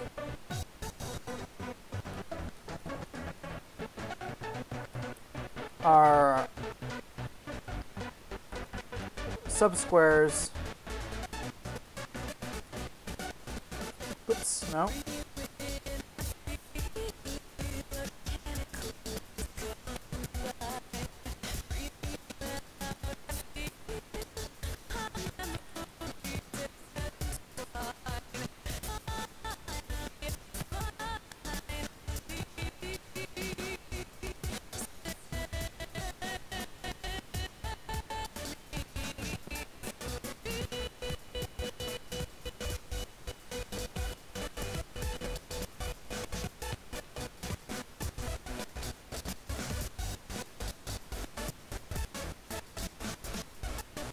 Map grid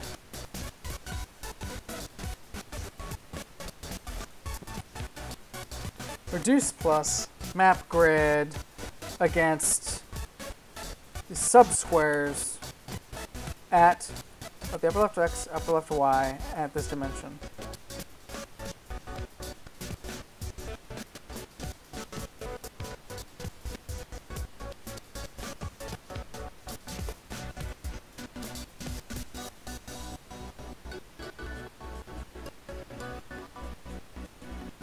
Okay. Fingers crossed. This has been a long journey. Does not like it. We don't have an innate metagrid.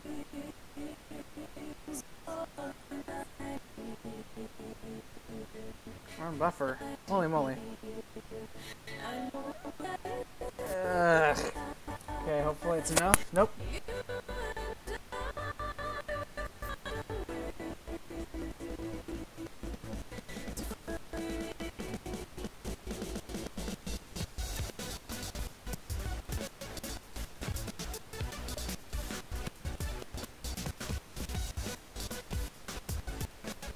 Okay, let's try subsquares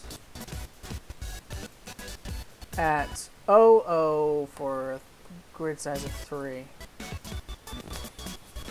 002, 201. Oh, that's not right.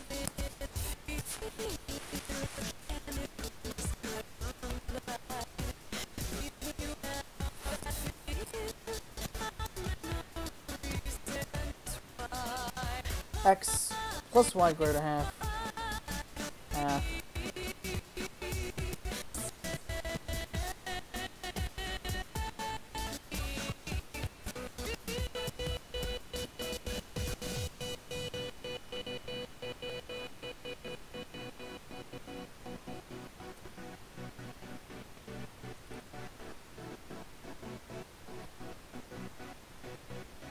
That should read okay, I think.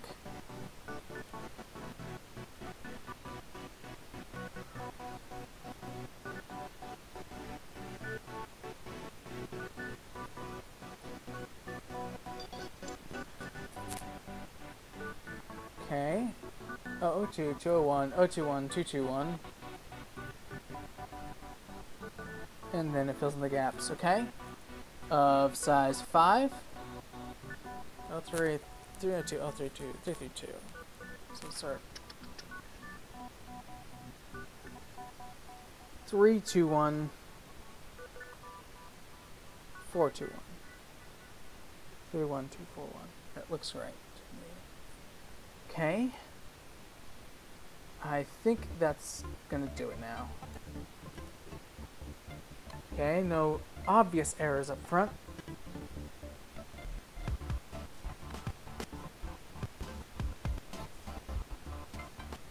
I should open up my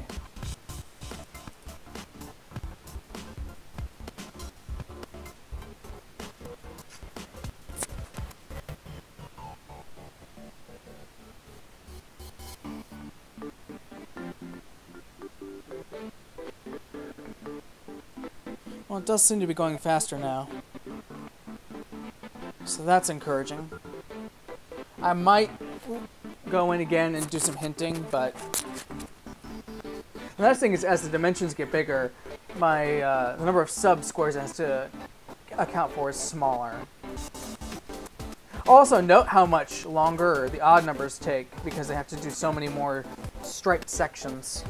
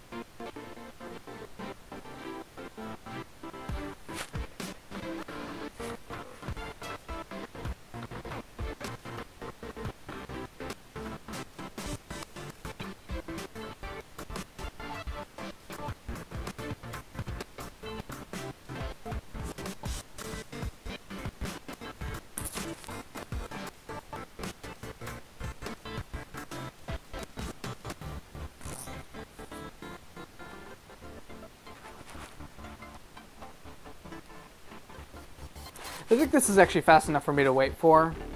It's annoying. I think there's got to be a better way to handle those stripes, honestly. I'm just not sure what it is yet. I'm thinking maybe you could do something where you overlap squares in such a way that there's a square in the middle that you subtract, so you counted it twice, you remove it. But I don't know what that layout would look like yet.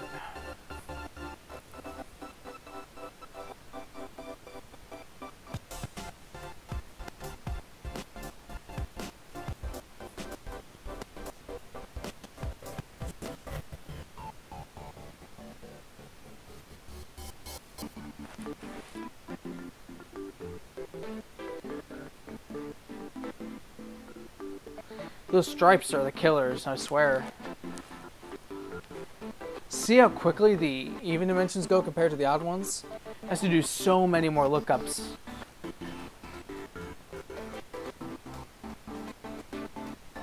I swore I'm missing something trivial in this.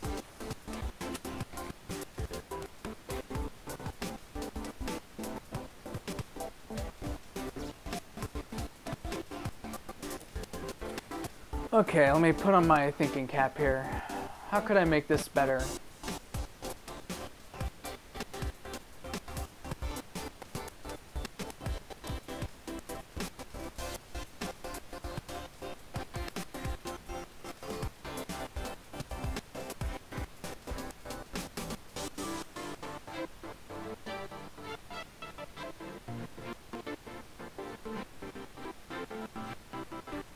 Oh, you know what it is? Let's draw this out. So here's an example of where this is probably drastically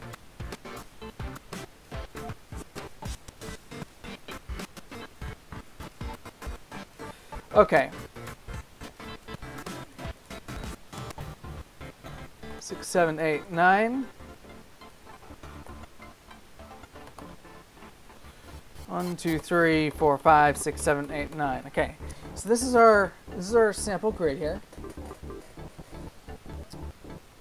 What I'm going to do here is I'm going to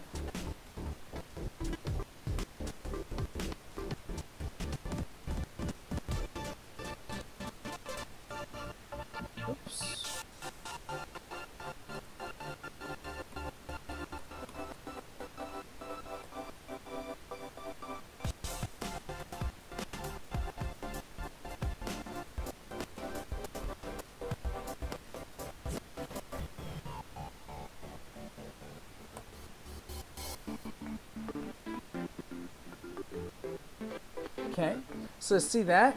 Now if I make another one here, see this? See how this is going to work out?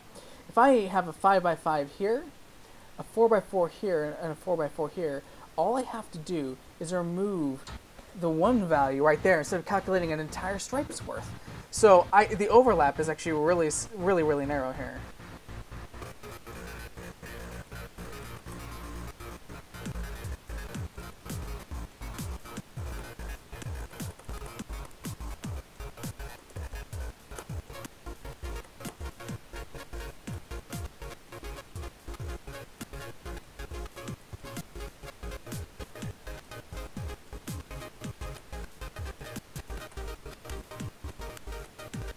See that? And then this right here is our duplicate. And then there's 2 4x4 squares left I can pick up as well.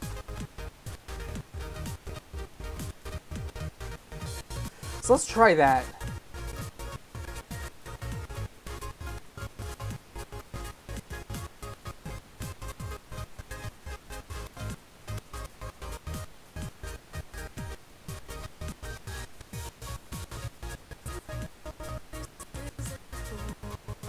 Okay, I don't know how to represent this on the way out, which is the tough part, but I think we can hack it. So our subsquares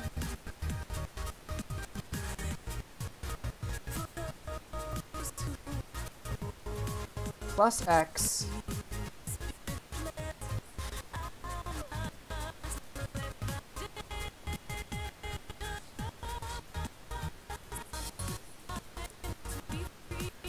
that's our upper left, upper right. This one's the one that gets weird. So we just go half up,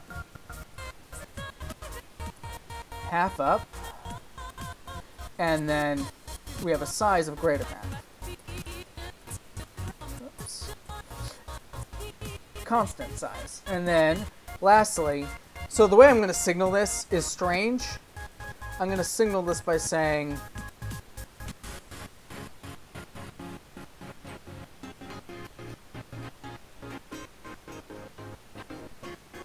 plus y half minus 1. And the minus 1 is going to be a signal of a sort to say, hey, this is a subtractive node.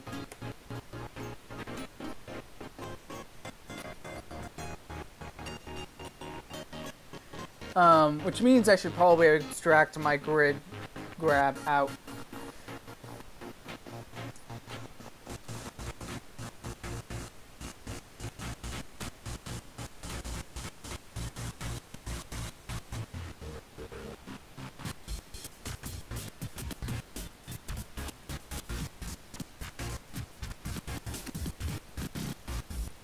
Actually, you know what? Why don't I just make this a thing that calculates the stuff from a grid? That'll make it much easier.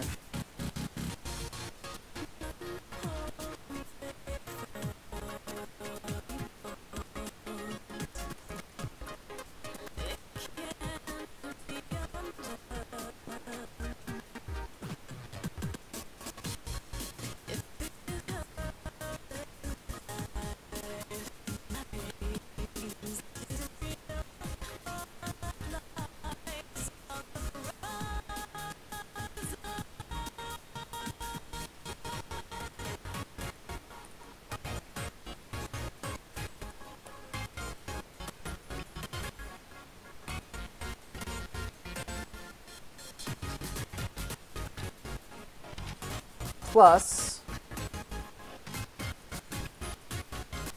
this, rather, minus this grid of this.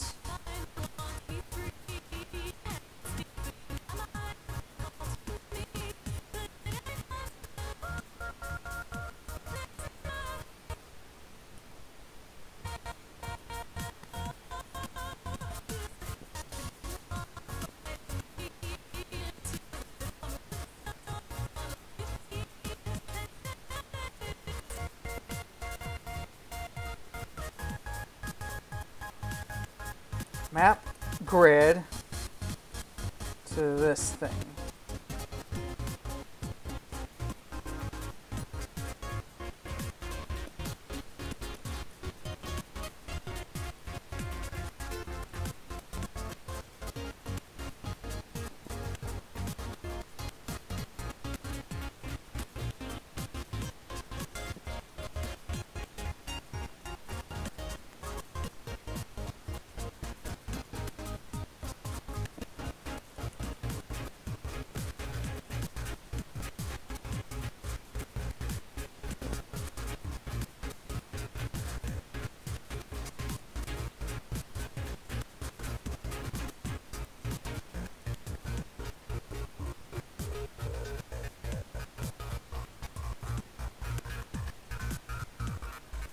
What does it mean it's not closed?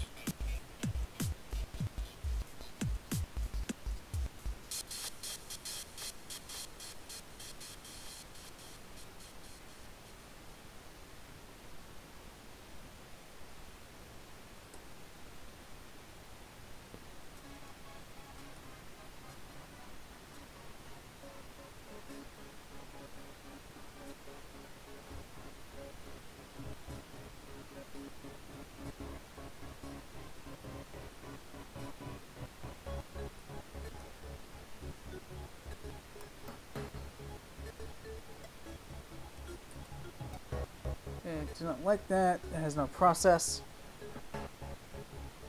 It did not like something in there.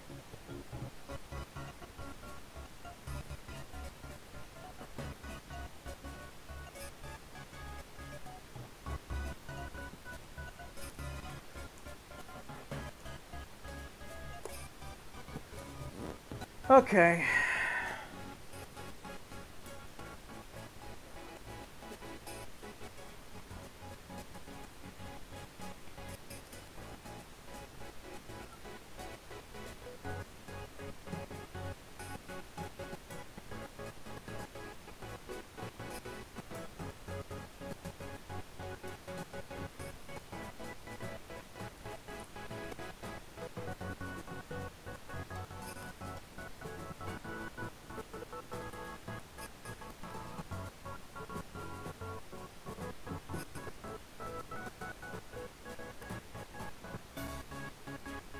It's not gonna like this much. There we go.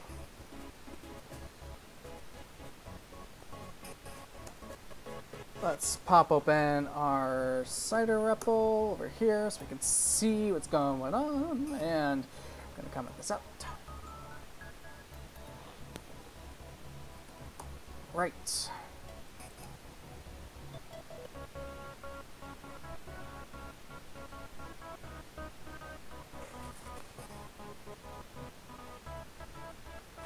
Not great.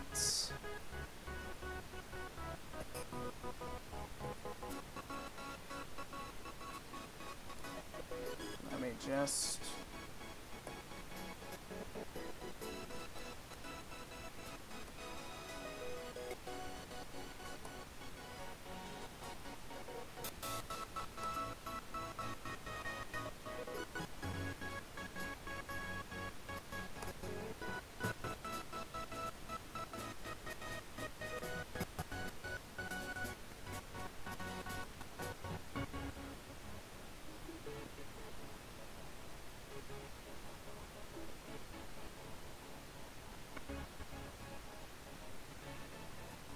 Oops.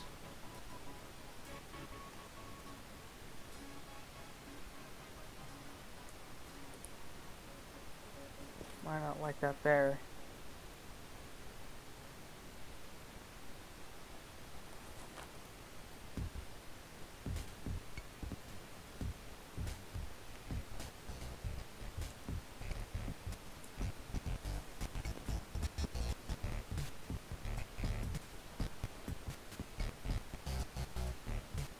Don't think it like that.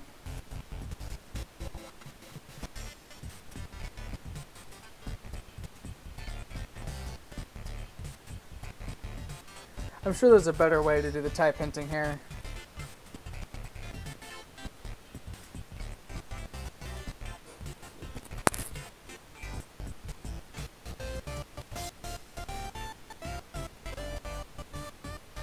Oh, you know what? I'm typing the wrong thing here. If I can speak, even. It's not worried about this. It's worried about...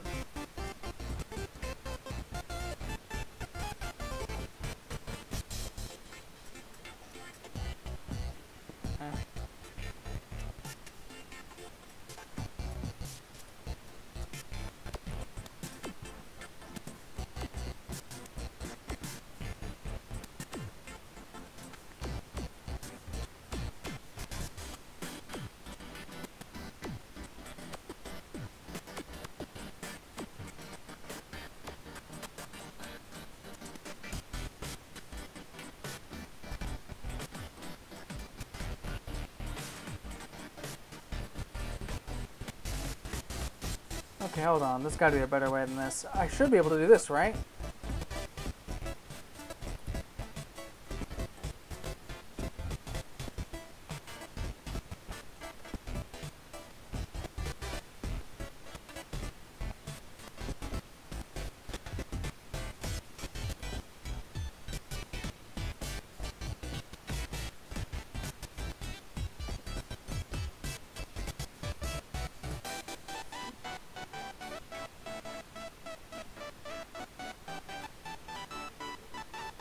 Should do it. I hope. Still not happy. It's never happy. Unchecked minus. Literally got to hint everything.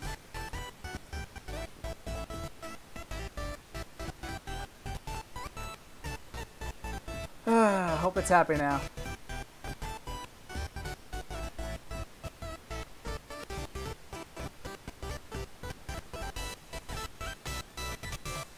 This is going to be so far off the edge of the page, I'm going to have to reformat this later. Okay. I like that. We're going to go ahead. Execute. Boom. Blew up early. Unchecked long cast. Where?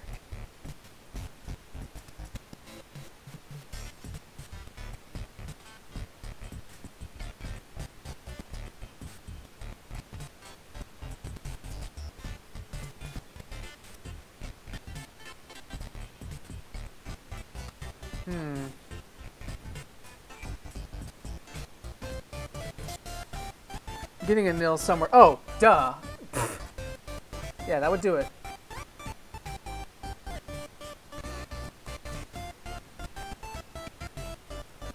Whew.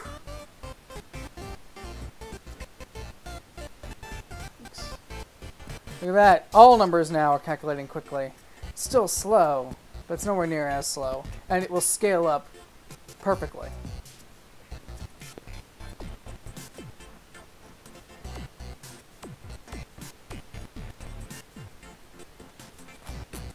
Now that's using your noggin, only, 2 hours and 14 minutes in, so, you can use your noggin eventually. It's a lesson learned here, I think. And maybe you'll get an answer.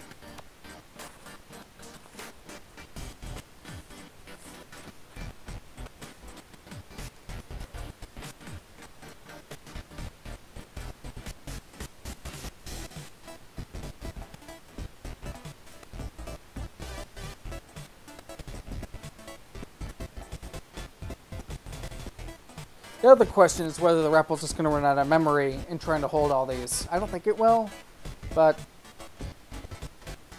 you never know.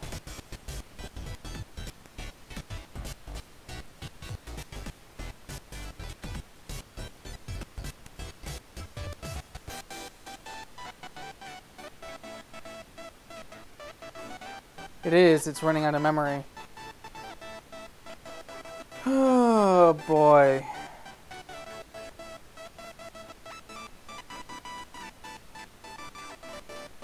I should use a persistent map, shouldn't I? I'm generating too much junk.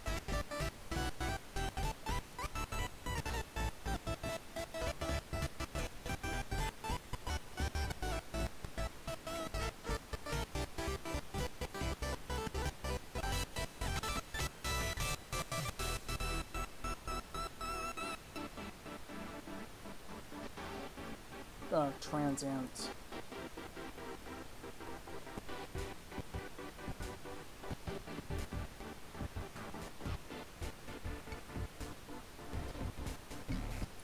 This is another case where I'm pretty sure this would have been far faster in a, or faster for me to do in a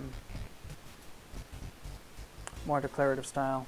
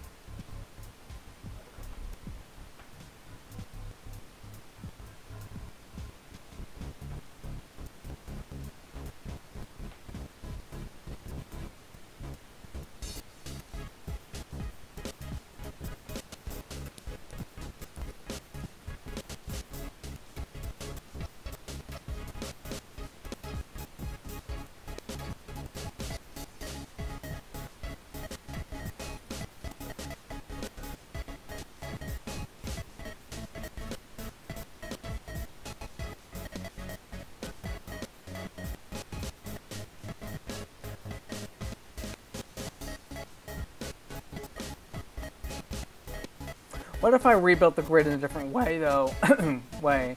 So instead of this, I can say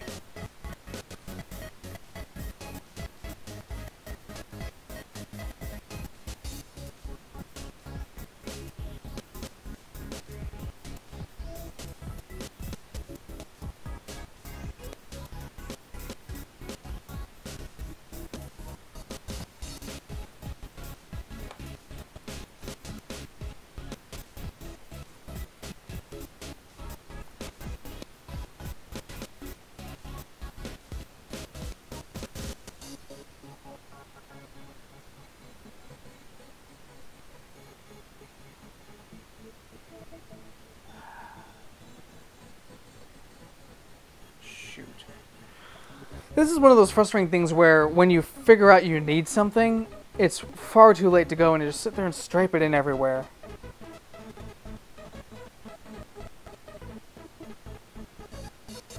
Okay.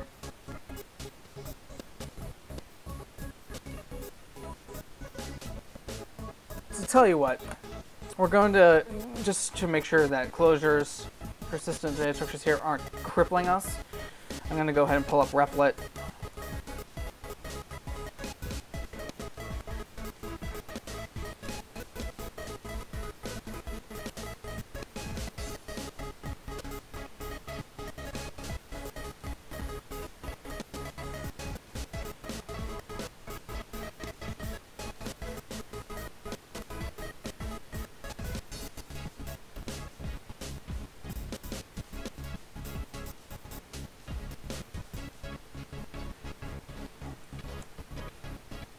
Okay.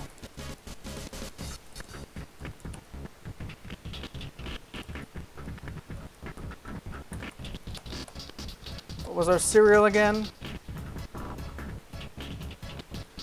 199.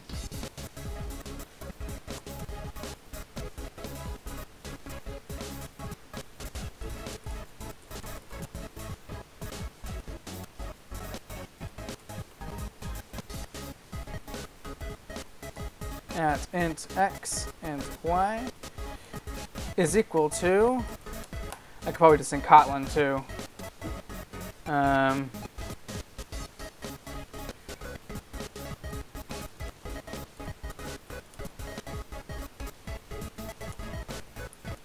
Whoops.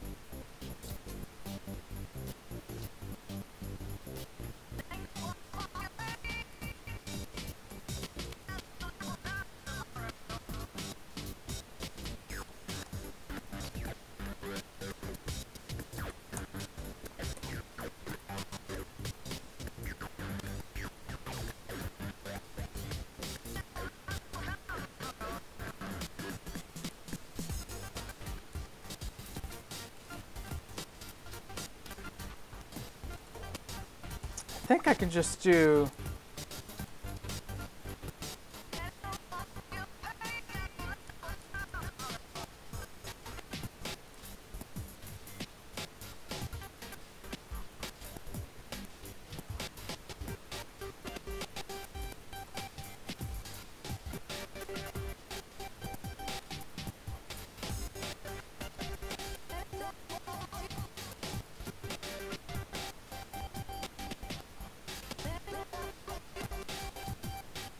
okay.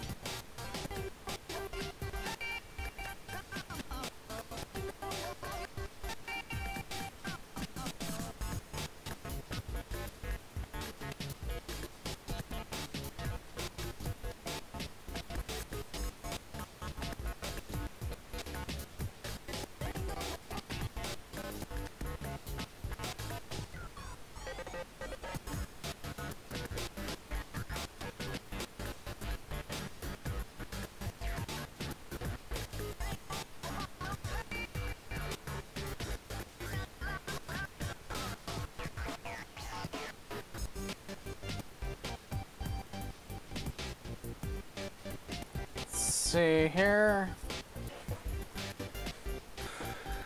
Yes, you may note if you're tuning in now, this is not Clojure, this is Java.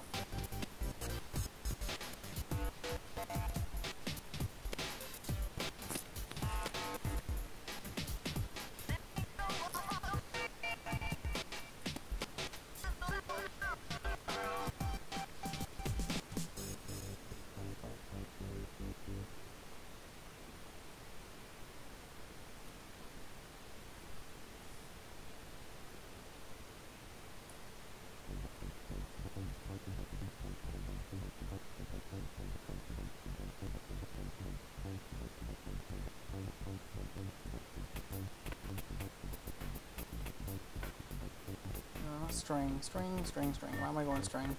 I am tired now.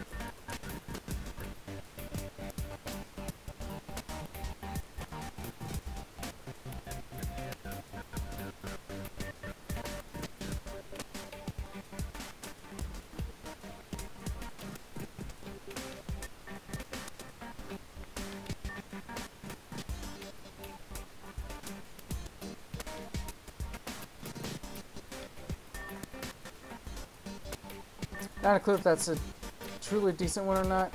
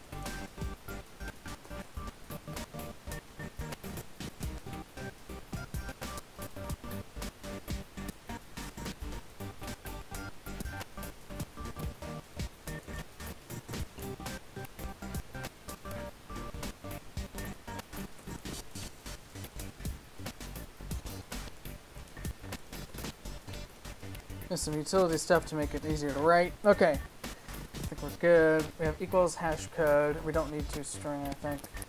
Might as well add toString.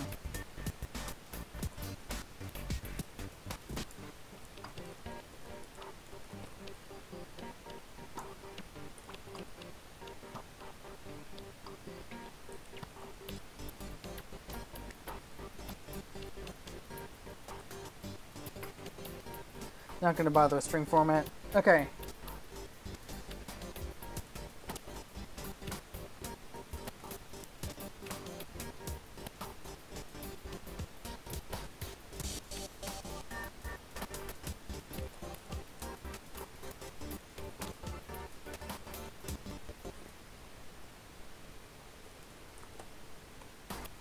Of size 300.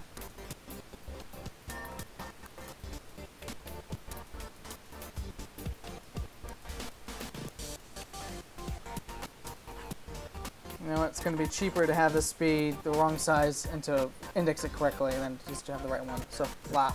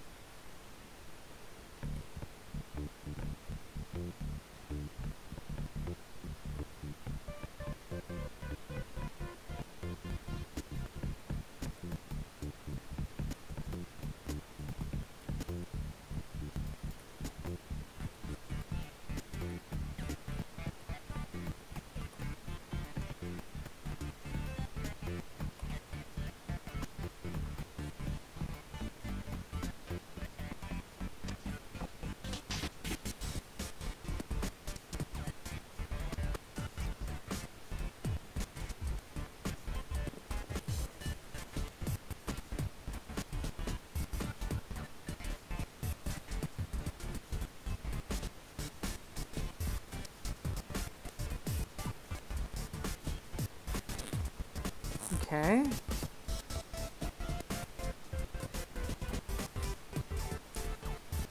Hopefully this doesn't run out of memory too.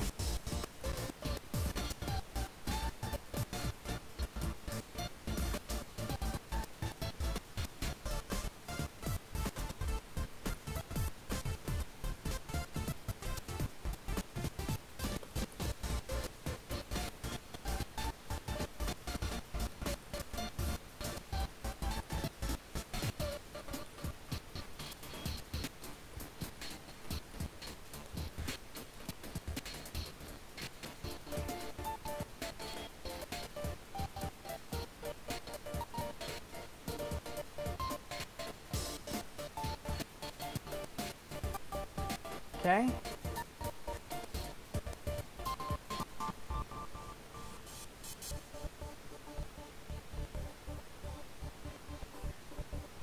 Now for int dim equals 2.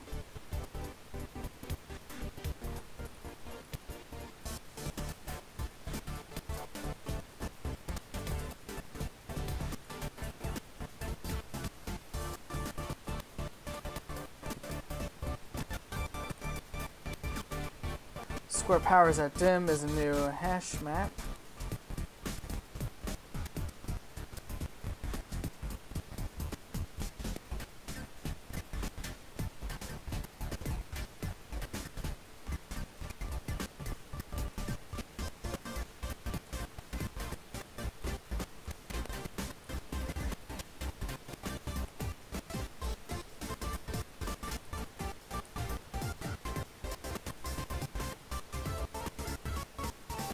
.301 minus dim. Should be familiar territory, just phrased in Java instead.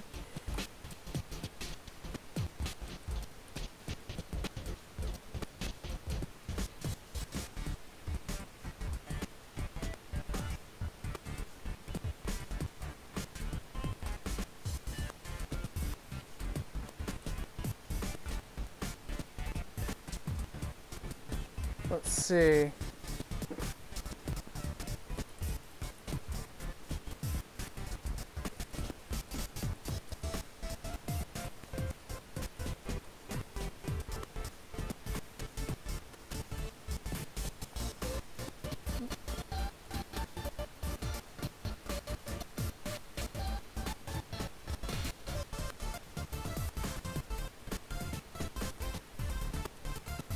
Okay. So now we have this concept called combine power levels. Let's actually do that here.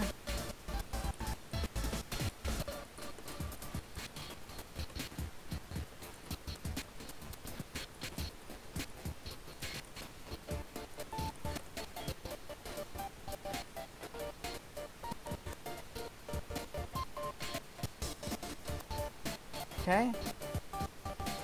There's this familiar guy. Boom.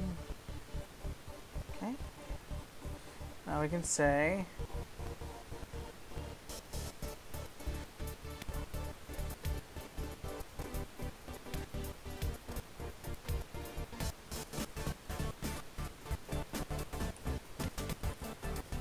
half is dim over 2 if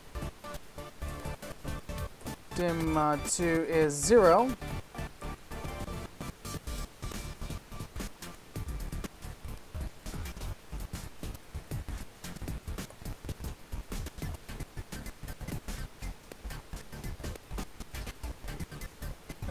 let's see, return.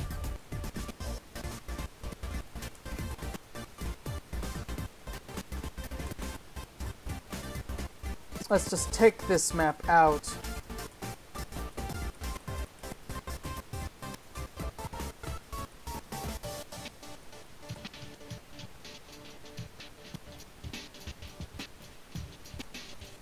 Half squares is square powers at half. Okay. If I can just hit my semicolon quickly.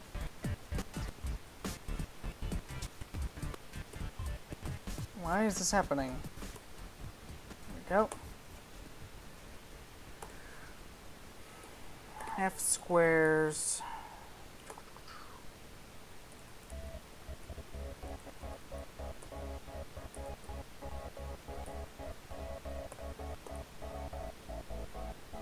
Point of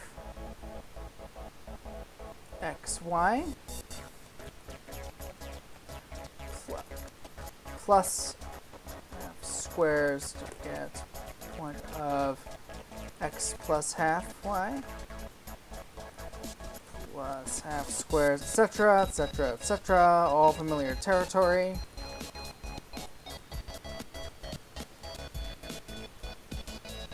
Come on.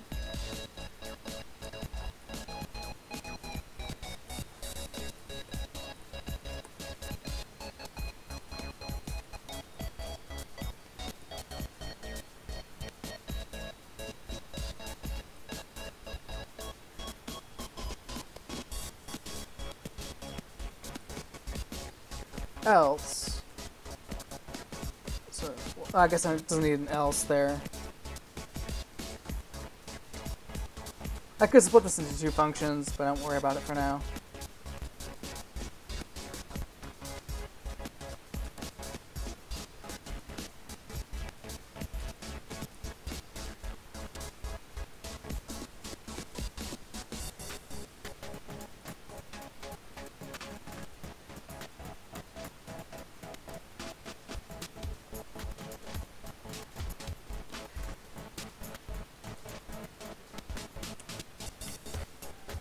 Greater half is half plus 1.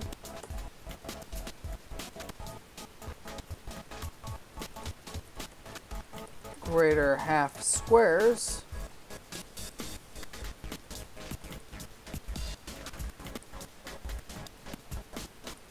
square powers of the greater half.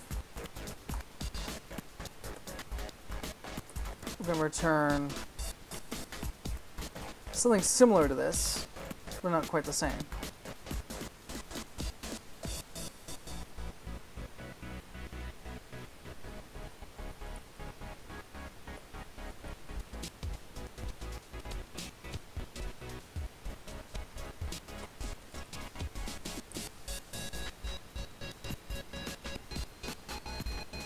Greater half y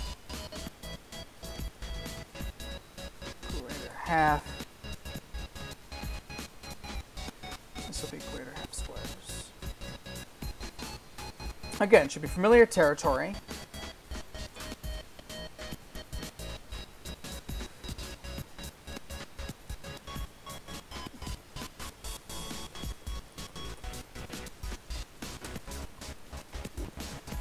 Single or unit squares, I guess, is square powers at 1.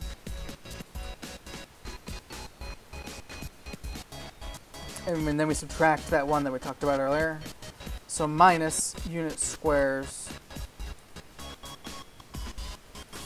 at point of x plus half, y plus half.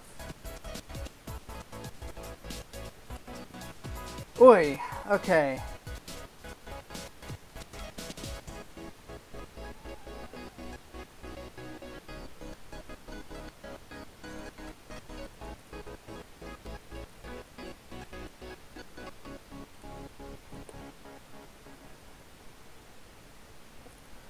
I'm gonna say arrays dot stream. I don't think it's gonna like arrays. I think I have to import that.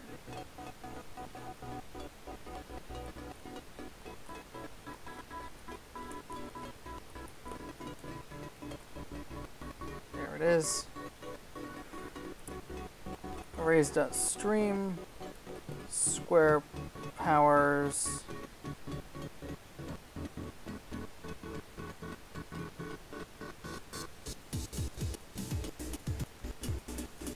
whoa.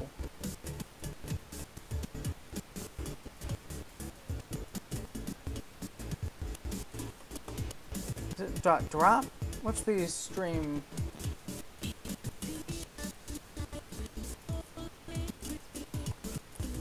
Just used this earlier today, I should know this. Skip, not drop. Because of course they can't name anything using standard terminology. Thank you, Java. Okay.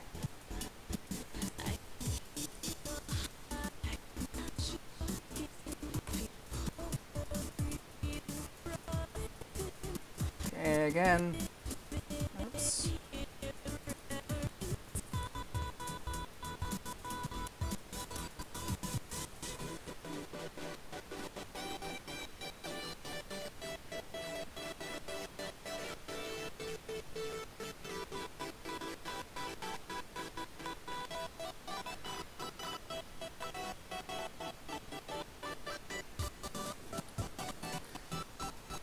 Entry set is what I'm looking for.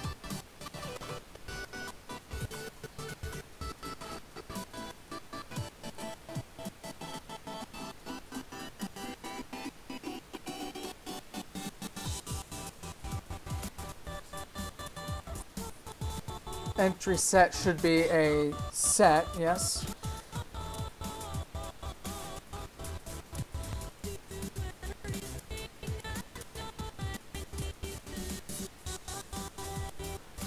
Flat map, set stream. And then I need a stream max, I think.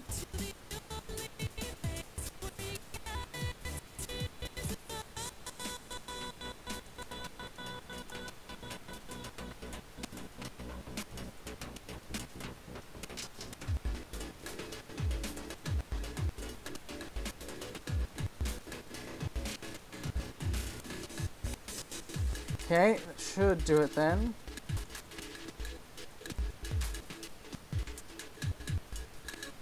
Max value.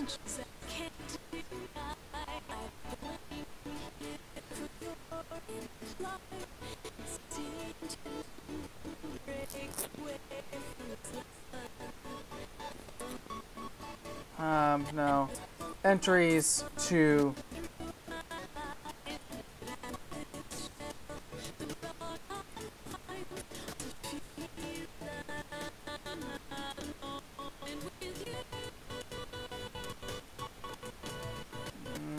entries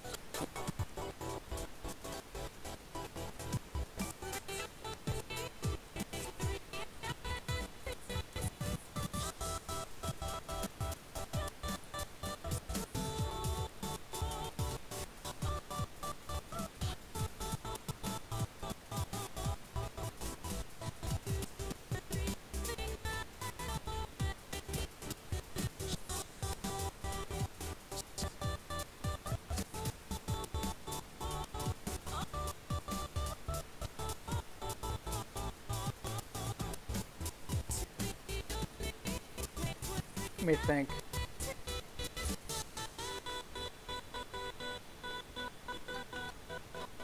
These are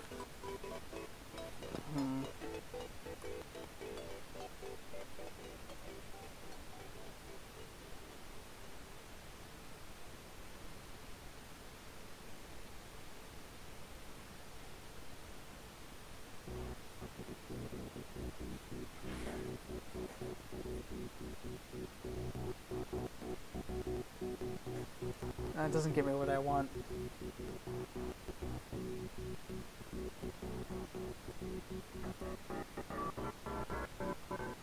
Because of the whole stream thing being parallel.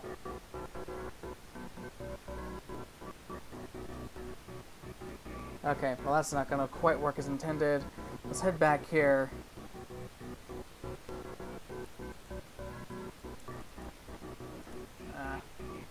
Going back to Clojure format here. For int dim is 2 dim. Or is 1 rather.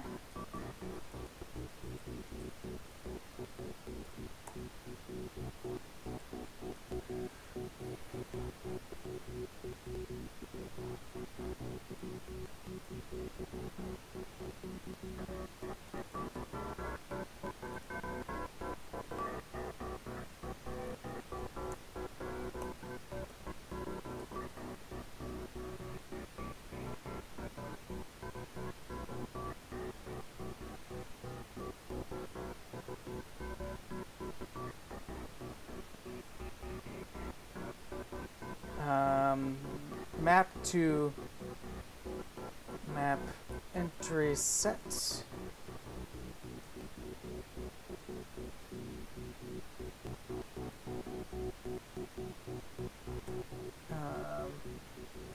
Map.entry value. So we want the one with the max value.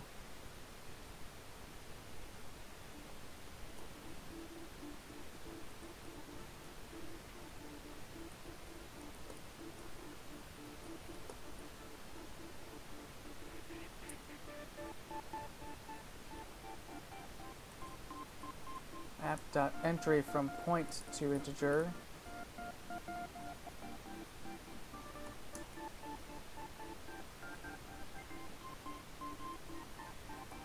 Max, this is just a max square.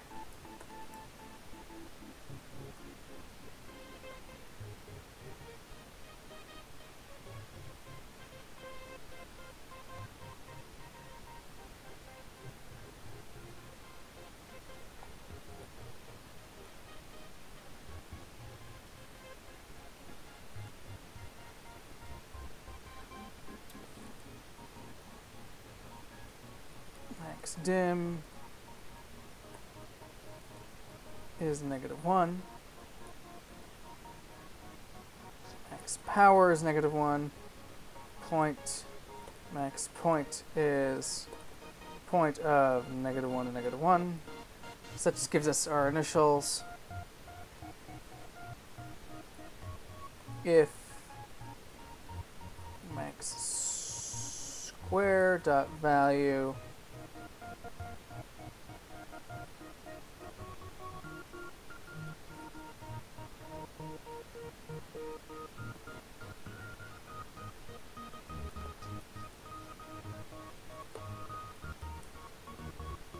I already have that. Oops.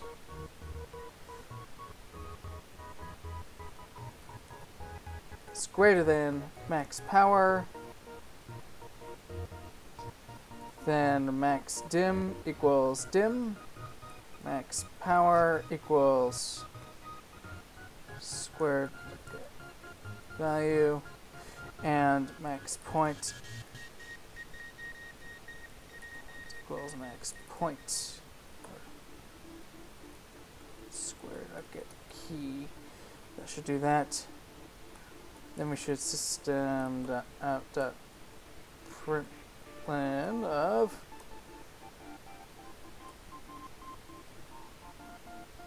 point plus stem plus show off the power level max power max dim max point. Okay, fingers crossed.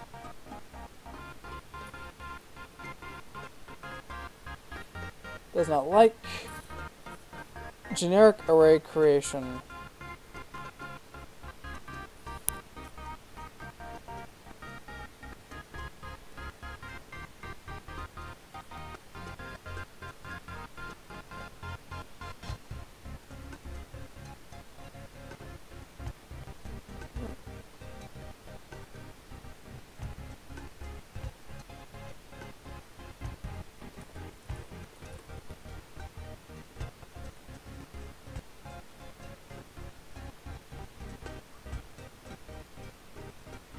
Well, we'll see how this behaves anyway.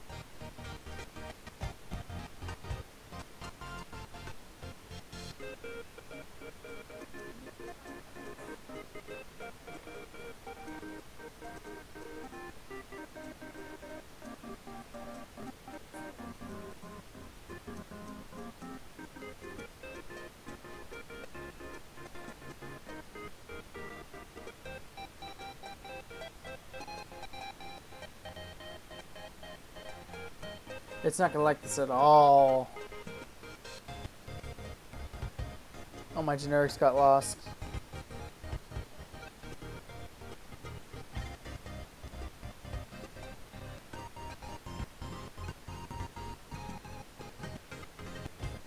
This is where I can't even remember how map entry works.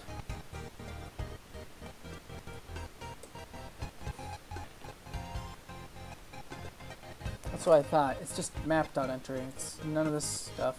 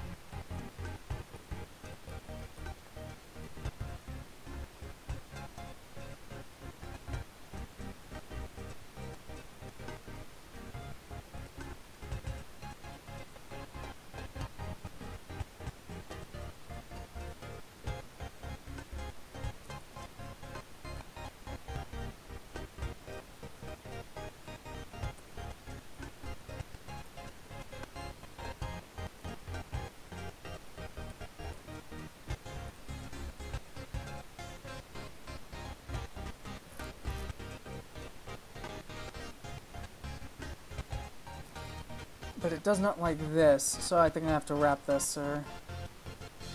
Okay, hopefully this is it.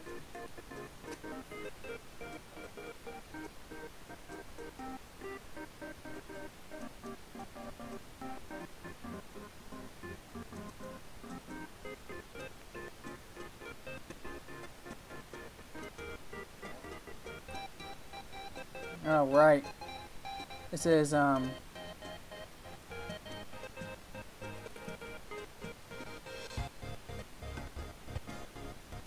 there we go.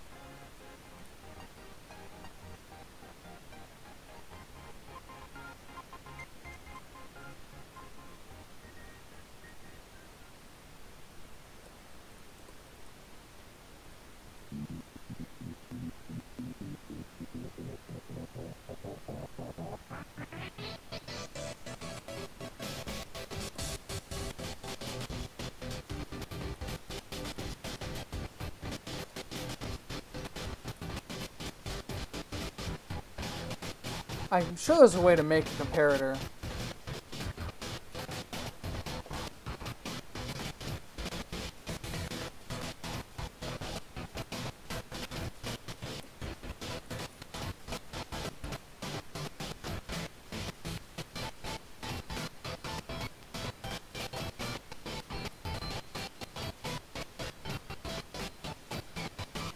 This is a map of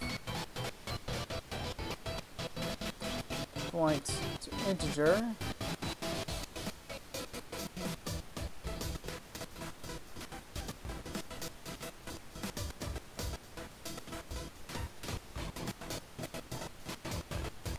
So that should mean we can just do this.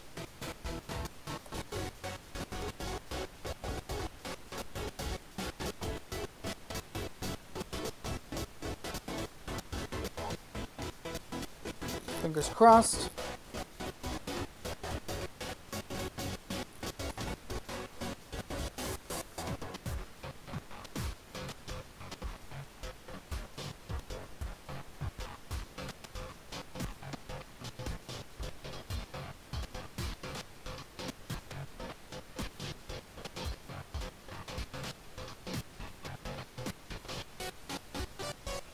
Where am I getting optional from?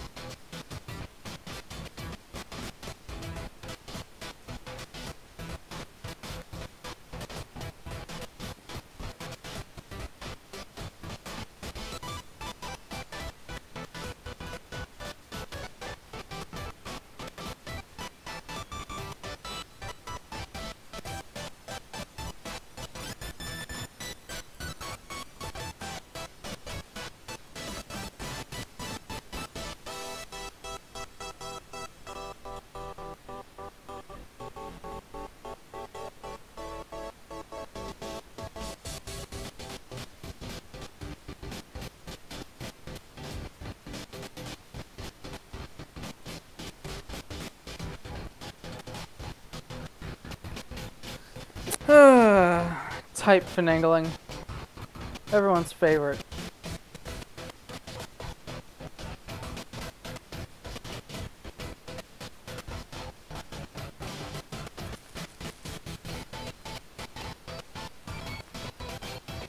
That's odd.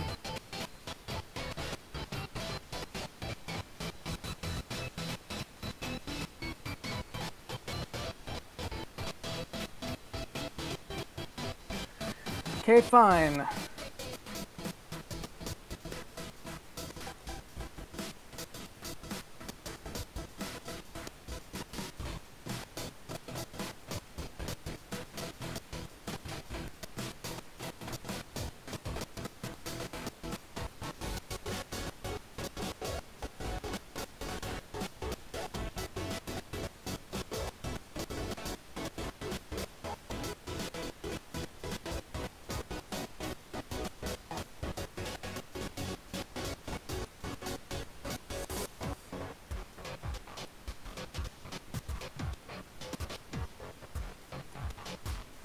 I swear, the ThinkPad numpad rules are so busted.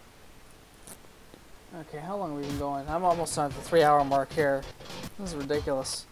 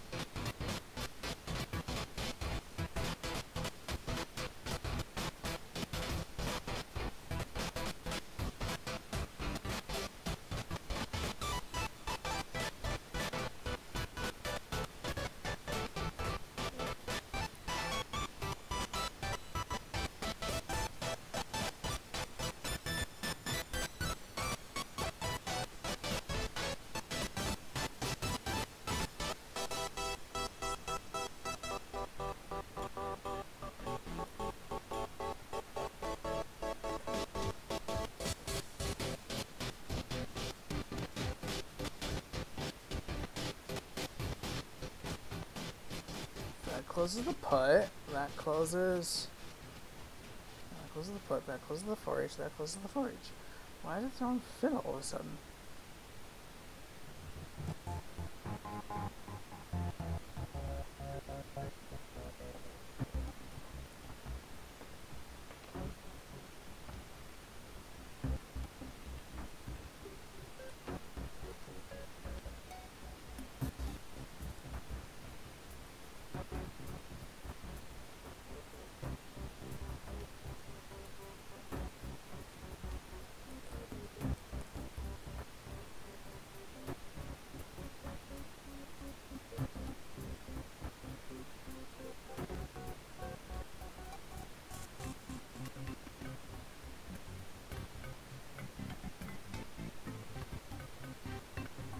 is it throwing a fit now?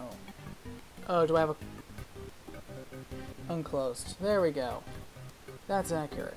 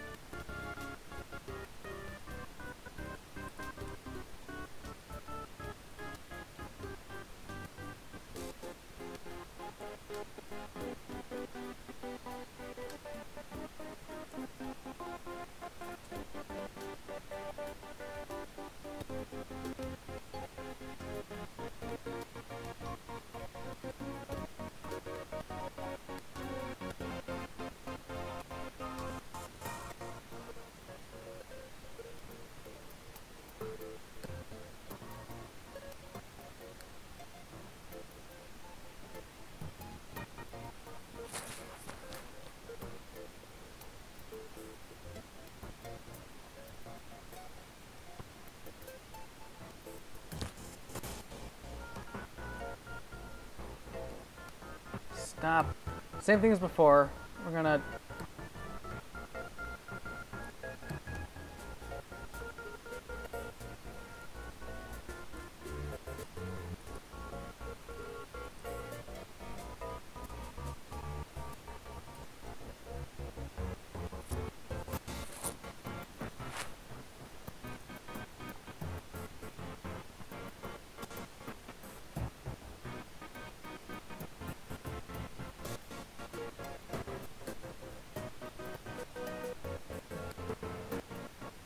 Well, it's a fair chunk faster, but it's still dying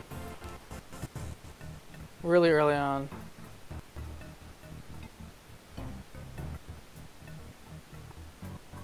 Oh, never mind, there it goes. It's just running with limited compute resources, I think.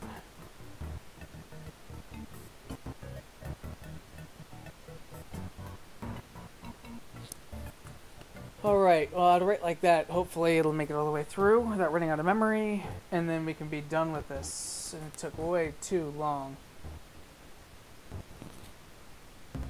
I know it dies at 145. Damn it.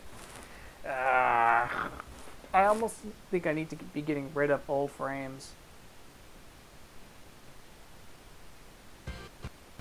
But that is so much more complicated.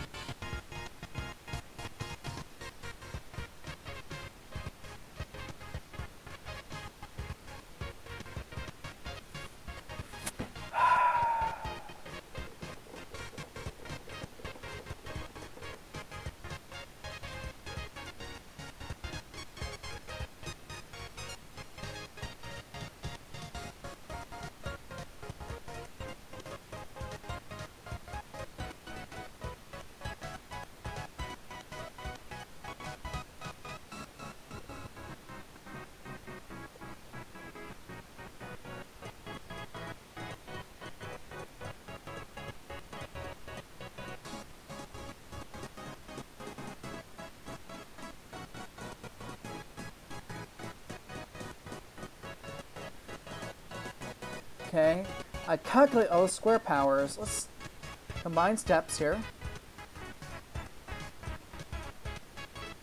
Okay.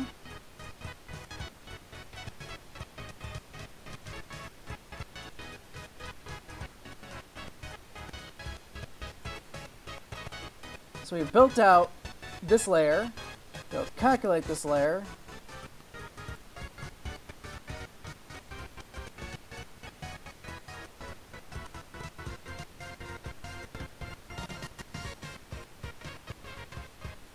Okay.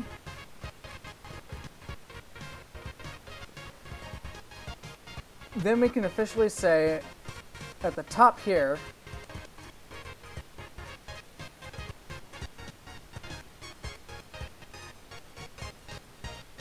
if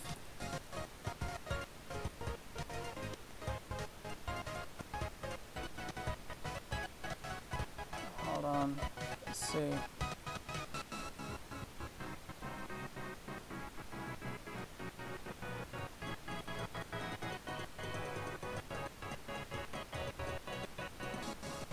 So this is an odd one.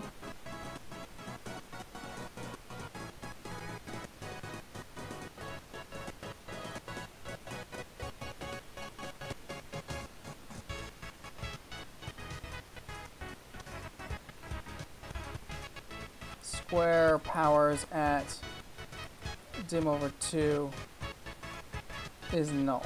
So we're dropping that entire map. Let's see if that works. So that should mean that we don't run out of memory as quickly, because we're going to clean up after ourselves to some extent. And what's nice is that the smaller ones are the ones that are taking up the most space. So that should actually free us up drastically as we get to our bigger and bigger stages.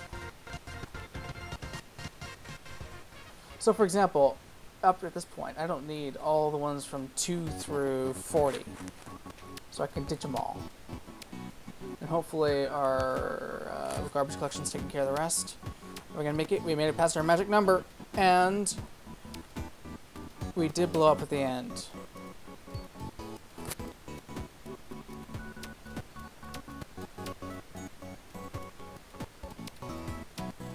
Or else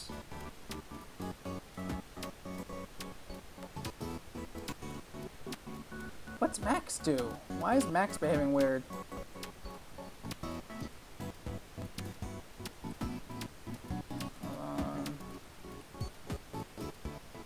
Max.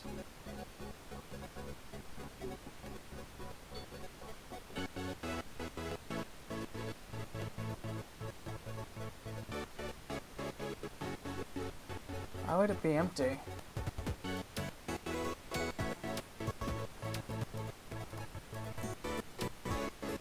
In dimension 300.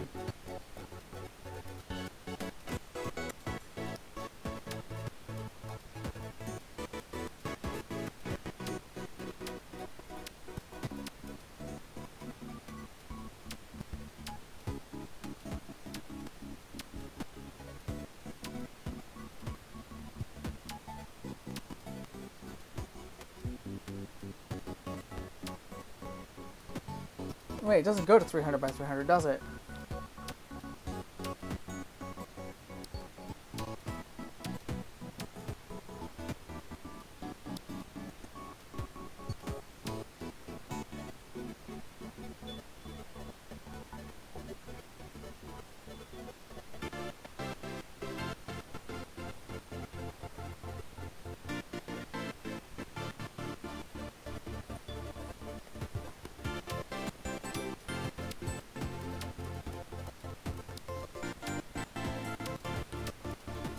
Is 1.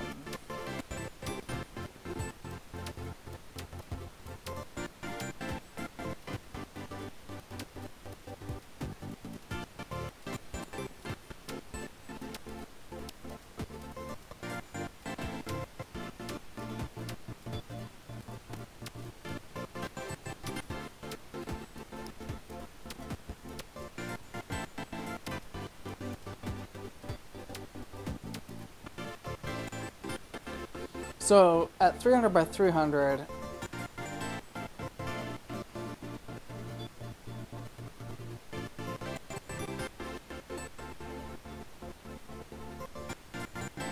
I've got basically an off by 1 error at the very end, which is really aggravating actually. Let's see here.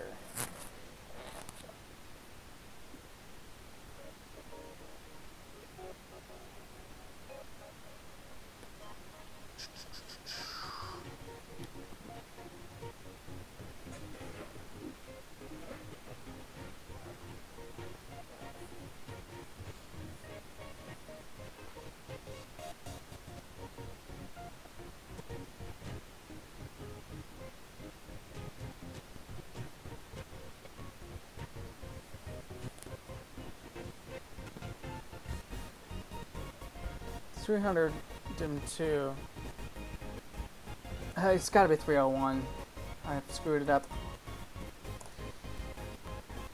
Okay, let's try that instead.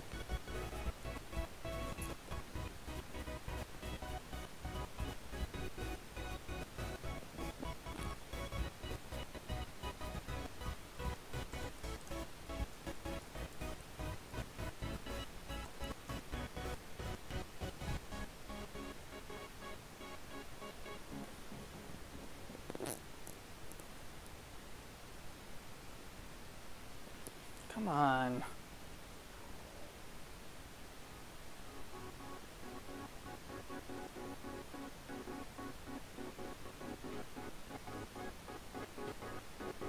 else throw. There we go. Try this once more.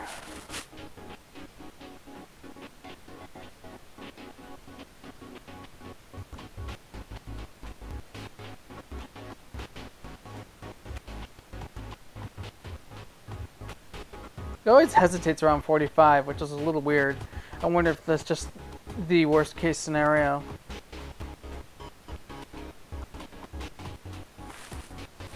Again, around 82. 234, 272, 18. 4.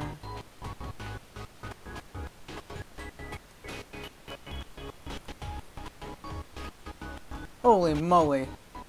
It's midnight. I'm going to sleep now. I'll catch you all later. That took so stupidly long. I had the right algorithm. I just need a better way to be doing this in a stream, I think. Because I'm trying to keep too much state lying around.